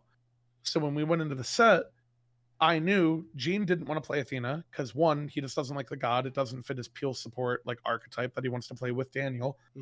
And number 2, they are the team that will be stubborn enough that once we leave it open, they will pick it, because we were never going to top 2 it. We were never going to pick it, period. I thought about it bottom 2 some of the games when I was picking, but we were never going to touch it. So we knew we would leave it open. We knew they would pick it, which basically bought us like 5 bans on Panny, because now we don't have to ban Thor and Susano and all the other gods we actually don't want him to play. And then we also knew that, judging by his Gilga games, that he would build a tank, because you don't have to play Athena jungle tanky. You can play her for like Polly and Mirrodin, and she slams. Like, she really slams if you play her that way. But because they did it like that, they lost the set instantly. The reason I say that is because we knew all of this stuff with how all their players would play, and we knew they would pick the Athena, but we also knew, Dardes and I knew, that they would not ban our characters because they would be egotistical and thought they could deal with it, because we didn't beat them all year. So I know what it's like to be the team who is on people all year, and you go into the finals and the other side of the bracket has an upset, and you're not thinking, we got to look out for this team. I'm telling you right now, when we were on Ghost, we're thinking this is free. Right. We're thinking it's the freest set of our life. We're thinking we are way better than everyone else who has touched the game this year, and we're going to 3-0 them. Mm-hmm. And I told my team after the Ferryman set, I literally said, no set will be harder than that. And I promise you, whoever wins this next set, because we played first, I said, I promise you they will think we are a free win. And you should use that as motivation, and it will not be. And I just basically said, like, that set, don't watch it. Like, good night, you know? Like, we're chilling. Yep. So anyways, we knew they wouldn't ban our stuff. So they gave us the Athena that we wanted, and they gave us Afro Kakalkin, which meant we won duo lane and we had a better late game. And I'm not trolling.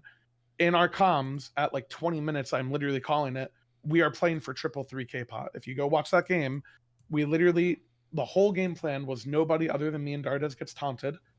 And we literally wait for Last Coast and Dardes in the span of a minute. They all back and get a 3K pot. And then we gun them down and fight them and then the game off of it. And that exact moment, I just knew the set was cooked for them, because now we know they don't want to go back to Athena. We know they now feel like Afro and Kakalkin are problems that they wish they didn't have, because they don't really want to have to ban them, but they do. Mm-hmm. And then it just was a matter of us getting drafts that we liked. Game 3, our draft was all over the place. We like did a Mori comp, but also didn't, and then didn't ban Kepri against the Morgan, which is like the best support you could have against it. Yep. And then we also pick On Her, which I'm sure Barra knows, like, when you are a character like On Her who wants to fight and play with a lead, and you're playing it in a comp that wants to leave you alone, it is an awful feeling for an EDC. Like, you feel helpless. You can't play the game.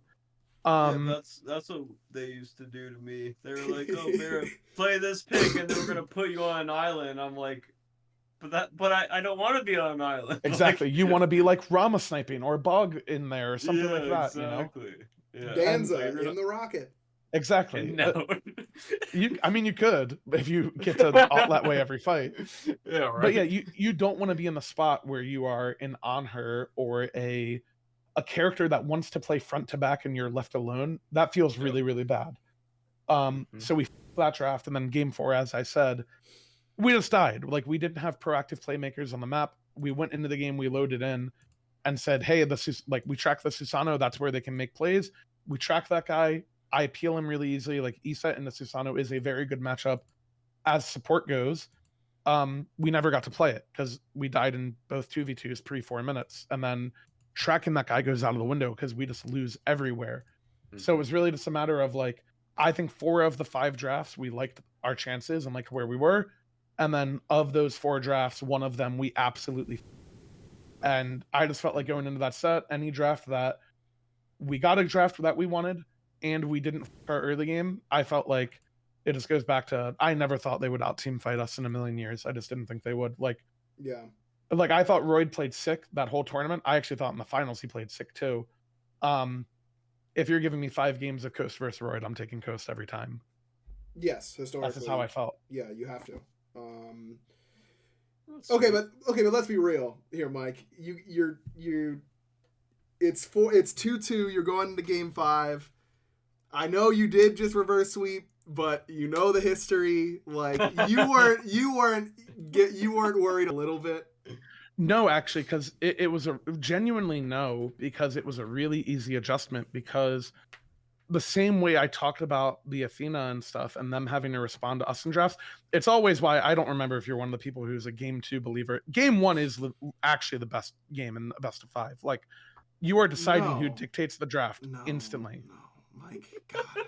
Yeah. You How can do I have keep this, having to explain this to people? You can have this another time. It's just wrong, by the way. And that set is proof. You know Mifflin's on your opinion. side, right? Is that a good enough argument to get you to change your mind? I mean, a broken clock is right twice a day. What are you going to do? I don't know. Now you're spitting. But we had a lot of control of the draft in game 1. And one of the things we talked about in our prep was the way we wanted to ban out characters. And ultimately what we came to the conclusion of was, like, we knew they would choose first pick. We knew we were going to let Athena open game 1.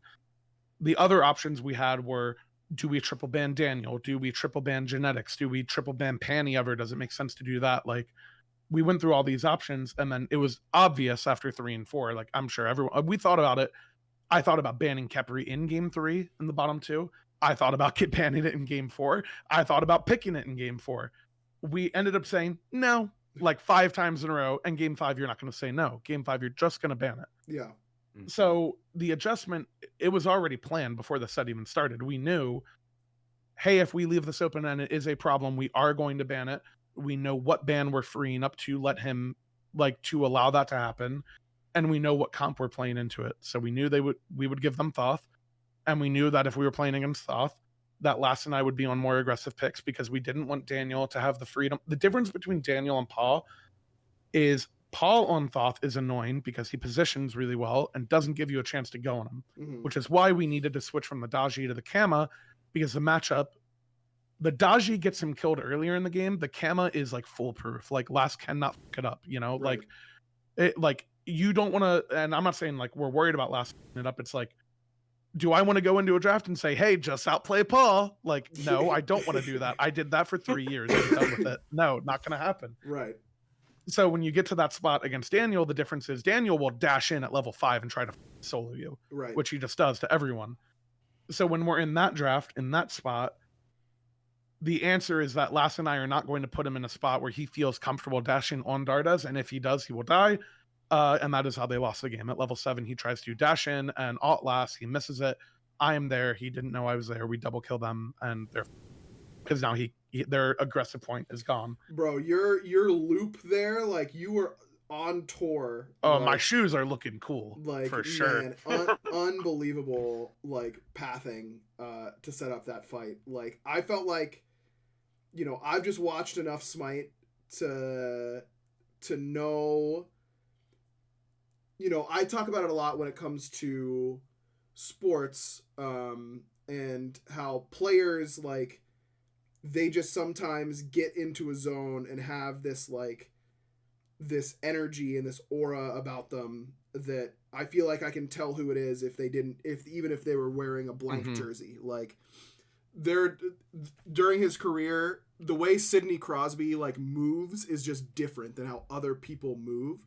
I felt like that game 5, you were the fabled Payne Divion, the, like, RTS, like, manager, like, thinking of the game 2 minutes ahead, like, with that everyone would always meme Payne for doing. But I really felt like you would have gotten your Adderall prescription and you were seeing into the future. You know what I mean? Like, just the way you moved in that game just felt different than how everyone else was moving around. And well, I knew that set was over. What was really poetic for me about that game is before this Worlds was the worst scrims I've ever had at any point in my life. I, like, lost faith. Like, I, like, lost hope that we could even win. I've never felt that way, ever. It was that bad. Like, it was really, really bad. I had literally, like, given up on it almost in certain days. It, like, felt horrible. And that game somehow, some way, is the game where I really want to run it down. And they're like, they get it. Like, there's urgency. Like, there is energy. There is urgency. Like, I'm telling Lass, like, we're actually bouncing back and forth really well. And I'm saying, like, where do you want to play? And he says it. I'm like, okay, I'm on my way. Let's hunt. And, like, it is kill on sight. Like, we see somebody and we are going. Like, there's no hesitation. There's no second guessing. Like, we're just on the same page. And, like, that is what I had wanted all year. Is I wanted to learn all the things about how we play a game slow and literally bore everybody to death and play to get triple 3K pots to win the game. But I also wanted the pivot option of, hey, I still think I'm really good at running the game down. Just, like, let me do it. Like, just once, maybe. Just let me do it once. Just a little bit of running it. You should be able to run it down a little bit. Exactly. And then actually getting to run it down. And, like, there's just so many small things. Like, last thing, he wanted to play Pele. Like, I knew Gene would pick Ymir. He picks it every time I pick Atlas. I think it's a good matchup for me. But I know he's going to try to kill me early game, because if he does, my game is... But if I kill him, his game is over. Yeah. So, like, I went Mail of Renewal, for example. Like, you're just not winning the fight. Like, item-wise, I'm just winning it, you know? Right. And there just nothing was left up to chance that game, so it felt really good. Oh, you want the OG mail renewal meditation, dude. You better believe it, buddy. And I've been going That Blink is... Horrific or Blink Frenzy every Atlas game this year. And I told them Yeah. loading in the game, I'm like, if he goes Ymir, I'm just going to play Meditation Phantom Shell. And if the game is slow, it's okay. I'll just sit on Dardes and he'll kill everybody. Mm-hmm. So we just had everything covered. And that's why, like, genuinely, from the outside, like, I know talking to Leah and my parents, they're like going to have an anxiety attack, you know, like Yeah, of they're course. losing it. And that was the most calm and the most like in control I felt of any of the games, because I'm like, this is right up my alley, buddy. We get to run it down. Yes, sir. Well, yeah, I knew. I mean, I was watching these games with like Neil and Chuck and Stu and Gino, and Mirk, and I was very nervous at that point, just because, you know, the energy in the crowd, like, it's so. Game 4 sucked everything out of the building. Like, yeah, we had nothing. We were not players that game. It was so one-sided in game 4, and it's like, oh my god, it's happening again. And I really liked this draft. I mean, everyone talks about getting Lass off the Mammon and onto the Pele and like all that kind of stuff. And, you know, it's just like, I feel like anyone who has watched or like is really into Smite, like, you can take away the rest of the overlay, see it's not Worlds, whatever. You look at these two drafts, you know this game is getting determined in the first 8 minutes, and it's going to be a stomp. Like, one of these drafts is going to get absolutely drilled, and the other one is putting the batteries in. You know what I mean? Like, but you know, another thing about that too. You know, we were really confident that a big reason, and the game didn't even play out this way. Like, at one point, Coast had a 4-level lead in that game. Yep. The big thing for us was they were taking away the Hachi every game, who we did just think was the best ADC going into the tournament. But one of Royd's weaknesses as a player has always been his relic usage in late game team fights. Yes. And putting him onto a character that we knew in the late game we could kill essentially for free, like, we just liked Nika's matchup into that alone. So once he was on Ishtar, like, we just felt like everything was covered, because even if we did screw up the early game, we always knew we had a Merlin and they had an Ishtar. And like, we just felt like that was really skewed in our favor as it was. So right. Like, that's another, like, the game didn't end up playing out that way. I'm not to say that like Royd would just into the game or anything, but like, again, like Barrow would know, like, when you're Ishtar and you're getting Dove and you have a Ymir and not a Khepri or something like that, you're dead, you know, like, you're dead. Yeah, that all turns into like one of the worst abilities in the game. You just get caught in the animation. You're like, why did I ever press that key? And you just take like 60% of your health, or your dash gets blocked, and you're like, that dash should have never gotten blocked there. It's like the Medusa dash, where you just dash, and you're like, okay, why would I ever press that key? But yeah, you just need a lot of peel. I mean, basically, he should, in my opinion, he should just be playing full peel for his Thoth in that situation. Like, oh, you're saying as the Ishtar? Yeah. Yeah, he should never be the one like leading the way, because he can just die so easily. Yeah, and that's the issue, because then you do that, and then we're Pele out assaulting on you, and you don't want to stack for that either. So exactly, yeah. It's like, oh yeah, just don't stand together, guys, in the back line. Just live through the dive. Yeah, that's the type of game where I remember being like a hard ass earlier in my career and being like, you guys just need to live, and then we'll win the game. And then it's like, hey, we can't actually. We're actually dead as. You want me to not be in the team fight? Like, you want me to sit like way back? Like, I won't auto attack people. I'll survive. Bro, you literally. I mean, the game's over at this 5-minute mid harpy fight. Where, like you said, like, Pagon tries to ult Lass. So insane how close Panatom was. You like are so close to a ward that Panny placed, but it just doesn't see you, so he can. I thought they had me warded too, because Sot played back. The original play was we wanted to go kill Sot. We were going to double gank Sot out of base. Soul, like, literally in Soul. Yeah, the plan is like, I'm going to go kill Sot. Right. And yeah, it just did not go that way at all. Yeah, just like, I just remember being like, there is no way they expected Mike to come from this side. Yeah. And as soon as this double kill happens, the game's over. Like, yep. Atlas, Pele, Merlin from ahead against their 3v3. It's just, I'd say it's also their two most important players, honestly. yes, yeah. Pagon genetics are like all their wind. I mean, man, so crazy that if Panny just like had started his back like a second later, he probably can cancel it in time and get there. But that's like, Honestly, we would have killed him too. I'm not gonna lie. no, for sure. You would have 3-for-1 them. Yeah, they would have killed whoever it was last. Last was low. Yeah, I mean, so crazy. What a sick run. Like I said, you couldn't. The Hindu Man script bit I've always thought was pretty overplayed, but doing the reverse sweep into defending against the reverse sweep is like as poetic as it possibly gets. I will say, I remember I talked to every single person that was relevant to this discussion in between games. I think after game 2, and I was really worried that Nika, while playing great, and it wouldn't have been, Neil getting MVP over Paul moment or anything like that. But I thought Nika was going to get MVP just because everyone was losing their minds over these stupid coups. Mm-hmm. And I was like, do not pick Nika just because the crowd loves that he gets coup. Like, if you actually think he deserves it over Dardes, fine. But you're wrong if you do, because I thought Dardes was like...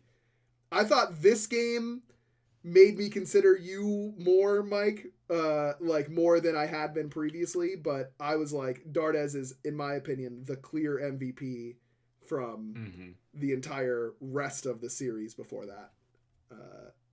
I don't know. Did you guys like? Was anyone like, "What the hell, Dardes got it"? I think the only joke that we said was Last was like, "It's definitely not me." It's like the only thing. Which because Last would keep saying like, "Man, I've done nothing." And like game 2, I think we won, and he didn't have a great game. It just like wasn't his job to, in the way that like jungle is just really hard to play this past season. Right. Honestly, like. All the supports have so many like tools to peel you. Mages have 2 lives with timeline. Like, it's just a nightmare to be a jungler. Yep. And you can't even really snowball the game as hard as you could in the past. So like, we kind of felt like, I don't know. Like, I thought it would be Dardes or Nika. I actually thought it was going to be Nika as well. I just thought nobody likes Dardes, so who cares about that guy getting it? I love Dardes. I mean, it is the poetic way though, because like, I mean, our internal thing is like, I would always joke to him about like, if we're gonna win, like this is how our team wins. Like, yep, we play like you and I play like these type of picks, and like we get on the same page and we do this or that, and like, Dardes is so freaking lazy in scrims, man. Like, he's so quiet. He plays like, he makes excuses for it. Like, he loves it, man. He loves it. And I would always joke to him, I'm just like, Dardes, like, you need to be a leader. Like, you need to wake up. You need to have energy. You need to dictate the game. Like be a leader, Yeah. And he just be like, I can't. I can't. But like, he just was like in that whole tournament, like he just did everything he needed to. So it was the correct choice in my opinion. Even though I'd always say whenever you win, everyone has to play well. Like everyone does their part, Yeah, of course. Of course, no one's getting carried to a championship. But yeah, what a crazy event, huh? A really good way to put an exclamation point on Smite 1 esports. So crazy to think about that being it for Smite 1, as we know it. But Bobby has a tournament. Bobby's got a tournament. Yeah, I was going to ask you about that, Mike. Let's say theoretically I was in the player pool. Where would I have been picked in your opinion? I mean, are you playing mid? Yeah. Are you getting sleep? You tell me. Honestly, you might have gotten picked. You might have gotten picked in the last round for sure, because a lot of people didn't draft mid. Like, people draft like based off what everyone else drafted. Like, right. If every team but you took an ADC, you're trolling. If you take an ADC with your first pick, like right. Why would you? You're just gonna save it for last. Right. That's kind of what happened with mid. So yeah, I don't know. And you would have been like, yes, aggro's on the table. I've got to get him. Well, I picked underrated experience, which was Joshy. Tech. So Yeah, so what? Joshy's better than me, okay? Like, so what? You know, who cares? Joshy also has WoW synergy with me now. So because I don't play WoW, I'm getting punched. exactly. Yep, that's right. Awesome. You love to see it. Okay, before the random question of the week, we do have one more sponsor to get to, and that is our friends over at BetterHelp. This show is sponsored by BetterHelp. We obviously have talked a lot on the show about how important we think therapy is and how OP it is. And that's why we're always really excited to let you know that you can use BetterHelp and get a little discount on it because it is incredibly OP. New year, lots of goals and that kind of stuff for 2024, but it can be very daunting to try and approach some of those goals, ordering your life the way you want it to, all that kind of stuff. And therapy is really, really good for just trying to help get you in line, organized mentally, and set up for success in 2024. Barra, any thoughts on that for me? I mean, I think therapy is good for literally everyone. If you're going through something or not going through something, I think it's always wise to just test the waters and see how you match up with a therapist.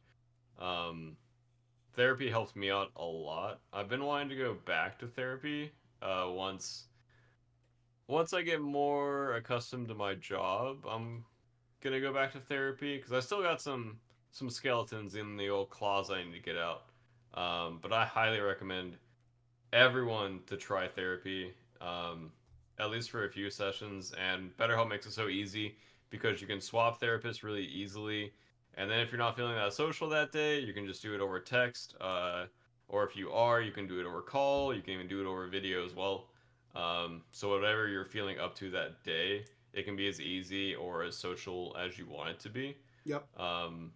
And you can talk to your therapist at any time. I mean, they won't always respond. If you message them at like 3 a.m, they're probably going to be asleep. But most of the time, they'll get back to you really quickly. Mine always did. Yeah, I highly recommend therapy. It's one of the best things you can do for yourself.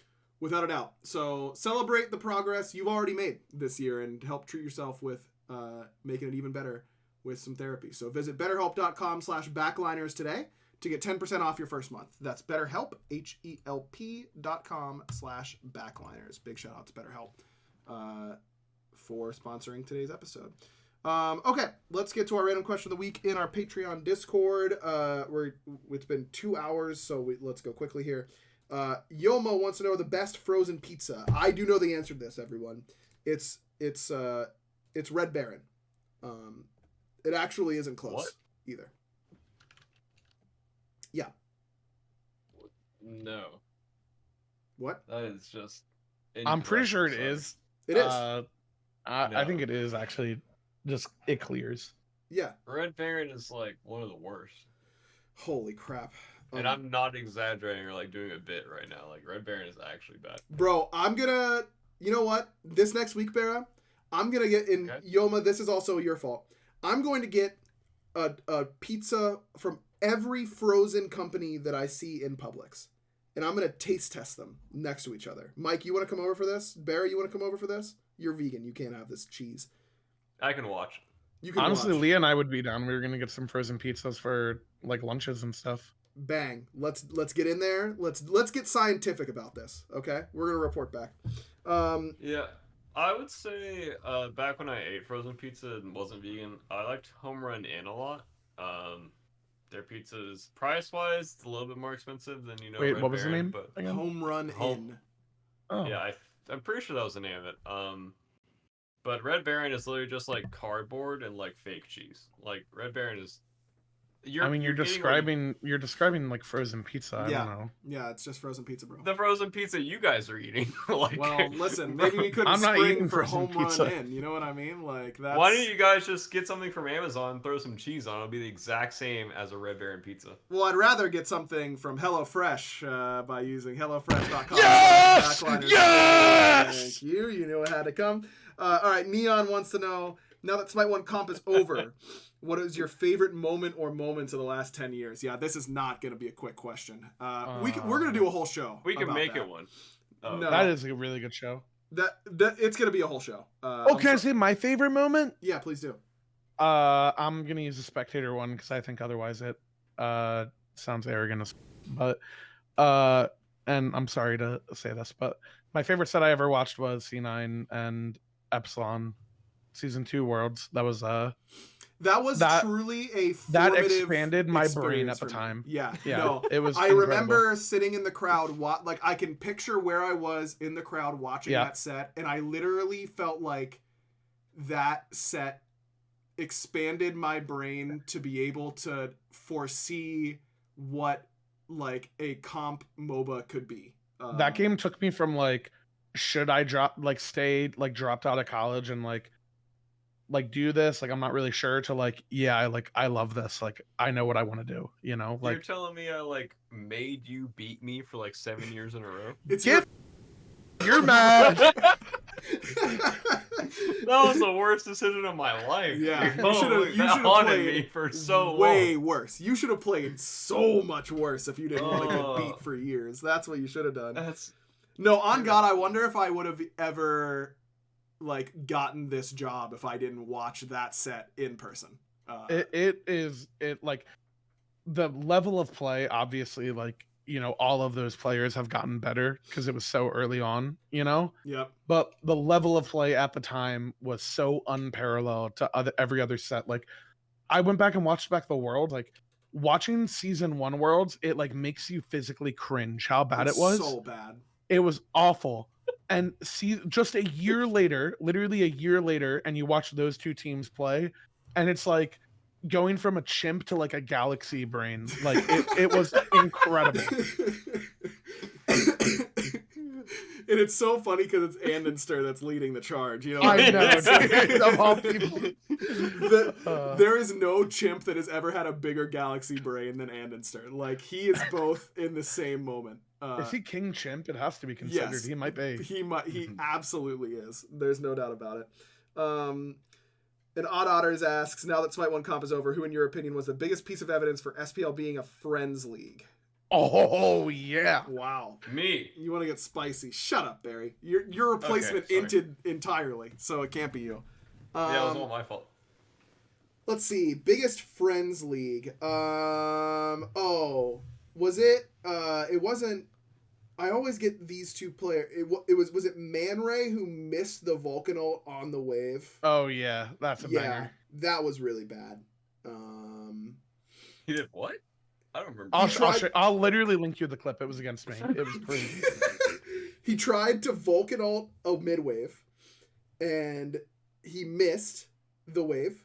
And so he cancels his back to go clear the wave and dies. You know what's crazy? I remember the exact game split and everything that game was. That is crazy. I think I was casting it. I forgot Man Ray existed. Yeah, Man Ray was not good. He was a character, though. A lot of people saying Snoopy this year. Look, Snoopy had a bad year, and I said, you know, I'm biased. He's one of my very good friends. He got sold, bro. He really, this front line that he played with was absolutely awful. That Glad's front line at the end of this year was terrible. And did Snoopy play well? No. I don't think, if you're talking about who deserved their spot, the list doesn't end with him, who should, you know, is on that list. So I'm not putting a whole lot of blame on his shoulders. Can I please give the answer? Yes, please do. Guys, it's Wowie. I'm sorry. It is Wowie. Yeah, it probably is. Last year, not kicking Wowie for Cyclone was criminal. Like, oh my god, I forgot that happened. Cyclone okay, bro. The last year's Valks, they nearly beat the Titans in a summer tournament. Okay, nearly beat them. I forgot. And in the spring tournament of that year, Cyclone 1v9. He played Jingwei in the first like 9.5 patch tournament, and he killed everybody. He was literally dashing and ulting in, one-shotting people. He was crazy. Okay. Mm-hmm. And all the pro players know he is one of the best shot callers in the game. Okay. Yep. He's incredible. And that guy got kicked and asked to join your team. and you're the 7th or 8th place team. You should be sucking them dry, bro. You should literally be on your knees thanking God that he has delivered unto you a human win condition. That guy's meat should be sore. Like, it's crazy. Yeah. No, that is truly the worst Friends League decision of all time, I think. Like, it's gotta be. It's gotta be. I don't have a follow-up after that. Dude, I mean, it's so fun that people can just, like, say all the background stuff now because it matters so much less, you know, with no, like, with everything changing moving forward. Like, that it's gonna, dude, they're gonna be, bro, your podcast mic is gonna go crazy now. Like, everyone's gonna just spill all the dirt. It's gonna be nuts. I don't know how much Aurora and I will be the ones doing that. We're pretty reserved. Him definitely way more than me. But... Yeah, well, I mean, you're getting us off to a good start here. You're bringing him into the mud, I feel. Yeah, drag him for down, sure. Dude. Drag him down. Holy crap! I totally forgot that Spin asked to join that team too. Yeah, crazy. Wild. I almost have the set, by the way, Bear. No, not thinking. He's working on it. Yeah. Go ahead, Barry. I think I don't think I answered the previous question. Probably just Paul's performance. I think it's like season 6 or season 7. Yep. Yeah, that guy was the biggest solo difference maker at Worlds that I've ever seen. Of any Worlds ever. Not close. Actually, not close. Genuinely 1v9'd Worlds, and I've never seen anyone do that since. Like, yeah, 1v9 a team that was, like, dominant. Yeah.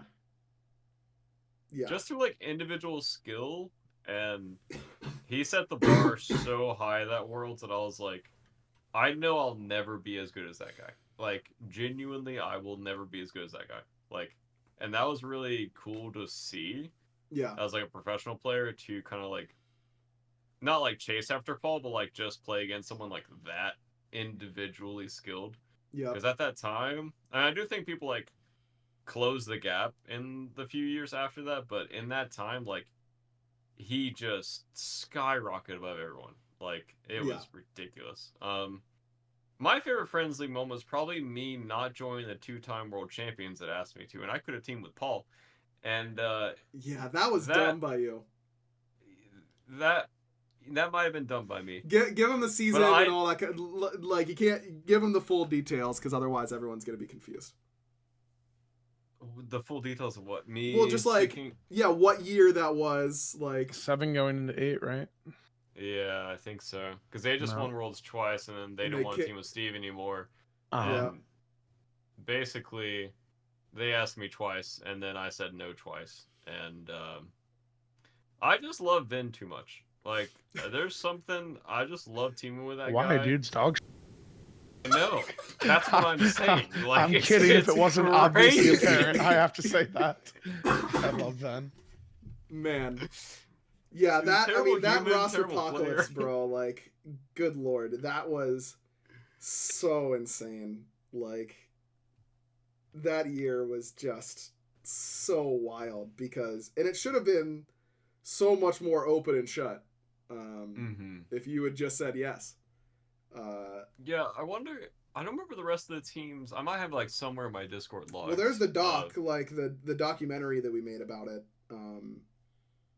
Well, everything would be different because like the Levi's team would have been the same, and like the Dragons team would have been the same with like Hurry. Yeah, but like that, like original Warriors roster with like Neil and Fred would have never existed. The Titans with Aurora and Paul and Cyclone would have never existed. Like everything would have looked so different. The Kings and the Dragons would be the same, and everything else would have changed. Yeah. I do remember telling you at the time, Barry, I thought you should do it. Well, how are you supposed to know? Well, you don't know if the team's good or not. Well, they did just win. Oh, yeah, that's actually right. Sorry. Yeah, and it's just like they had Paul. Who we all... To be fair, I'm no troll. I actually think I might have made the same decision if I was Bera. because I would just be thinking the odds game. Like, that team wasn't that good either of those years until Worlds. Like, are you really thinking they're gonna do that a third time? Like, if anything, I'm just thinking like, yo, Paul, you want to leave? Like, I'd be way more on that end of the spectrum, which I was, by the way, and we didn't take him when he asked 3 times. But what are you gonna do? Yeah. Damn. We both did the thing. He literally, after the set, Sam tweeted, no regrets like joining these guys, and Paul literally messaged him and was like, that's crazy that you still like feel that way. And Sam was just like, yeah, I just like love playing with them, or like whatever, blah blah blah. And he's like, yeah, I don't think we're gonna stay the same next year, would you guys pick me up? And then he said, I'll think about it. And then Paul messaged me, and I was like, yeah, we'll talk to everyone. And then the next day we kind of ghosted him, and then he's like, hey, so do you guys want me or not?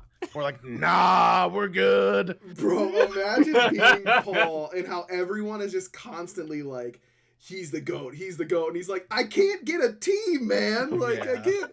He has to struggle to get his roster. I think everything, the way everything worked out, I think it worked out well. Like, genuinely, like the league, like storyline wise, was it was nice. It's true. If you got like, and Hurry played so well, especially Hurry gets the most end of that stick. Oh, by far. Because people are like Whirlwind over Paul, but like Hurry carried that spring split. Like, no, he literally looked like your best player. Yeah, the Hannes was literally a must ban, and it was must see TV. Like, without a doubt, I was popcorn in hand for every game. Popcorn in one for sure. But the chances that you guys also kind of just dominate with you, Sam, Paul, Alec, Max is pretty high. Like, it's a pretty good team. I actually think we would have ruined Paul's career, but that's a separate discussion. I'm not kidding. I think we would have ruined his career. That the ultimate revenge for him beating you in finals is you're just gonna tarnish. Well, not on purpose. Not on purpose. No, you're just gonna do it on purpose. That's awesome. Okay, that is so funny. All right, let's get out of here. It's been way too long. It's such a long episode. But Mike, thanks again for coming on. We knew this is what would happen. Everyone, thanks for listening. Oh my God, get out of here, Barrett. You know what to do. We'll see you next week. Bye. Thank God. You're welcome. And you know what, Barrett? 2 hours. Yes. You'd think some people might fall asleep at the wheel, not ready for their opportunity for when they're called upon. But you're a true professional. I came out of left field with that bye, and you had it ready to go. I've been throwing up for like a week or two. Unbelievable. I've been waiting for my moment. And you nailed it. I'm proud of you. So I did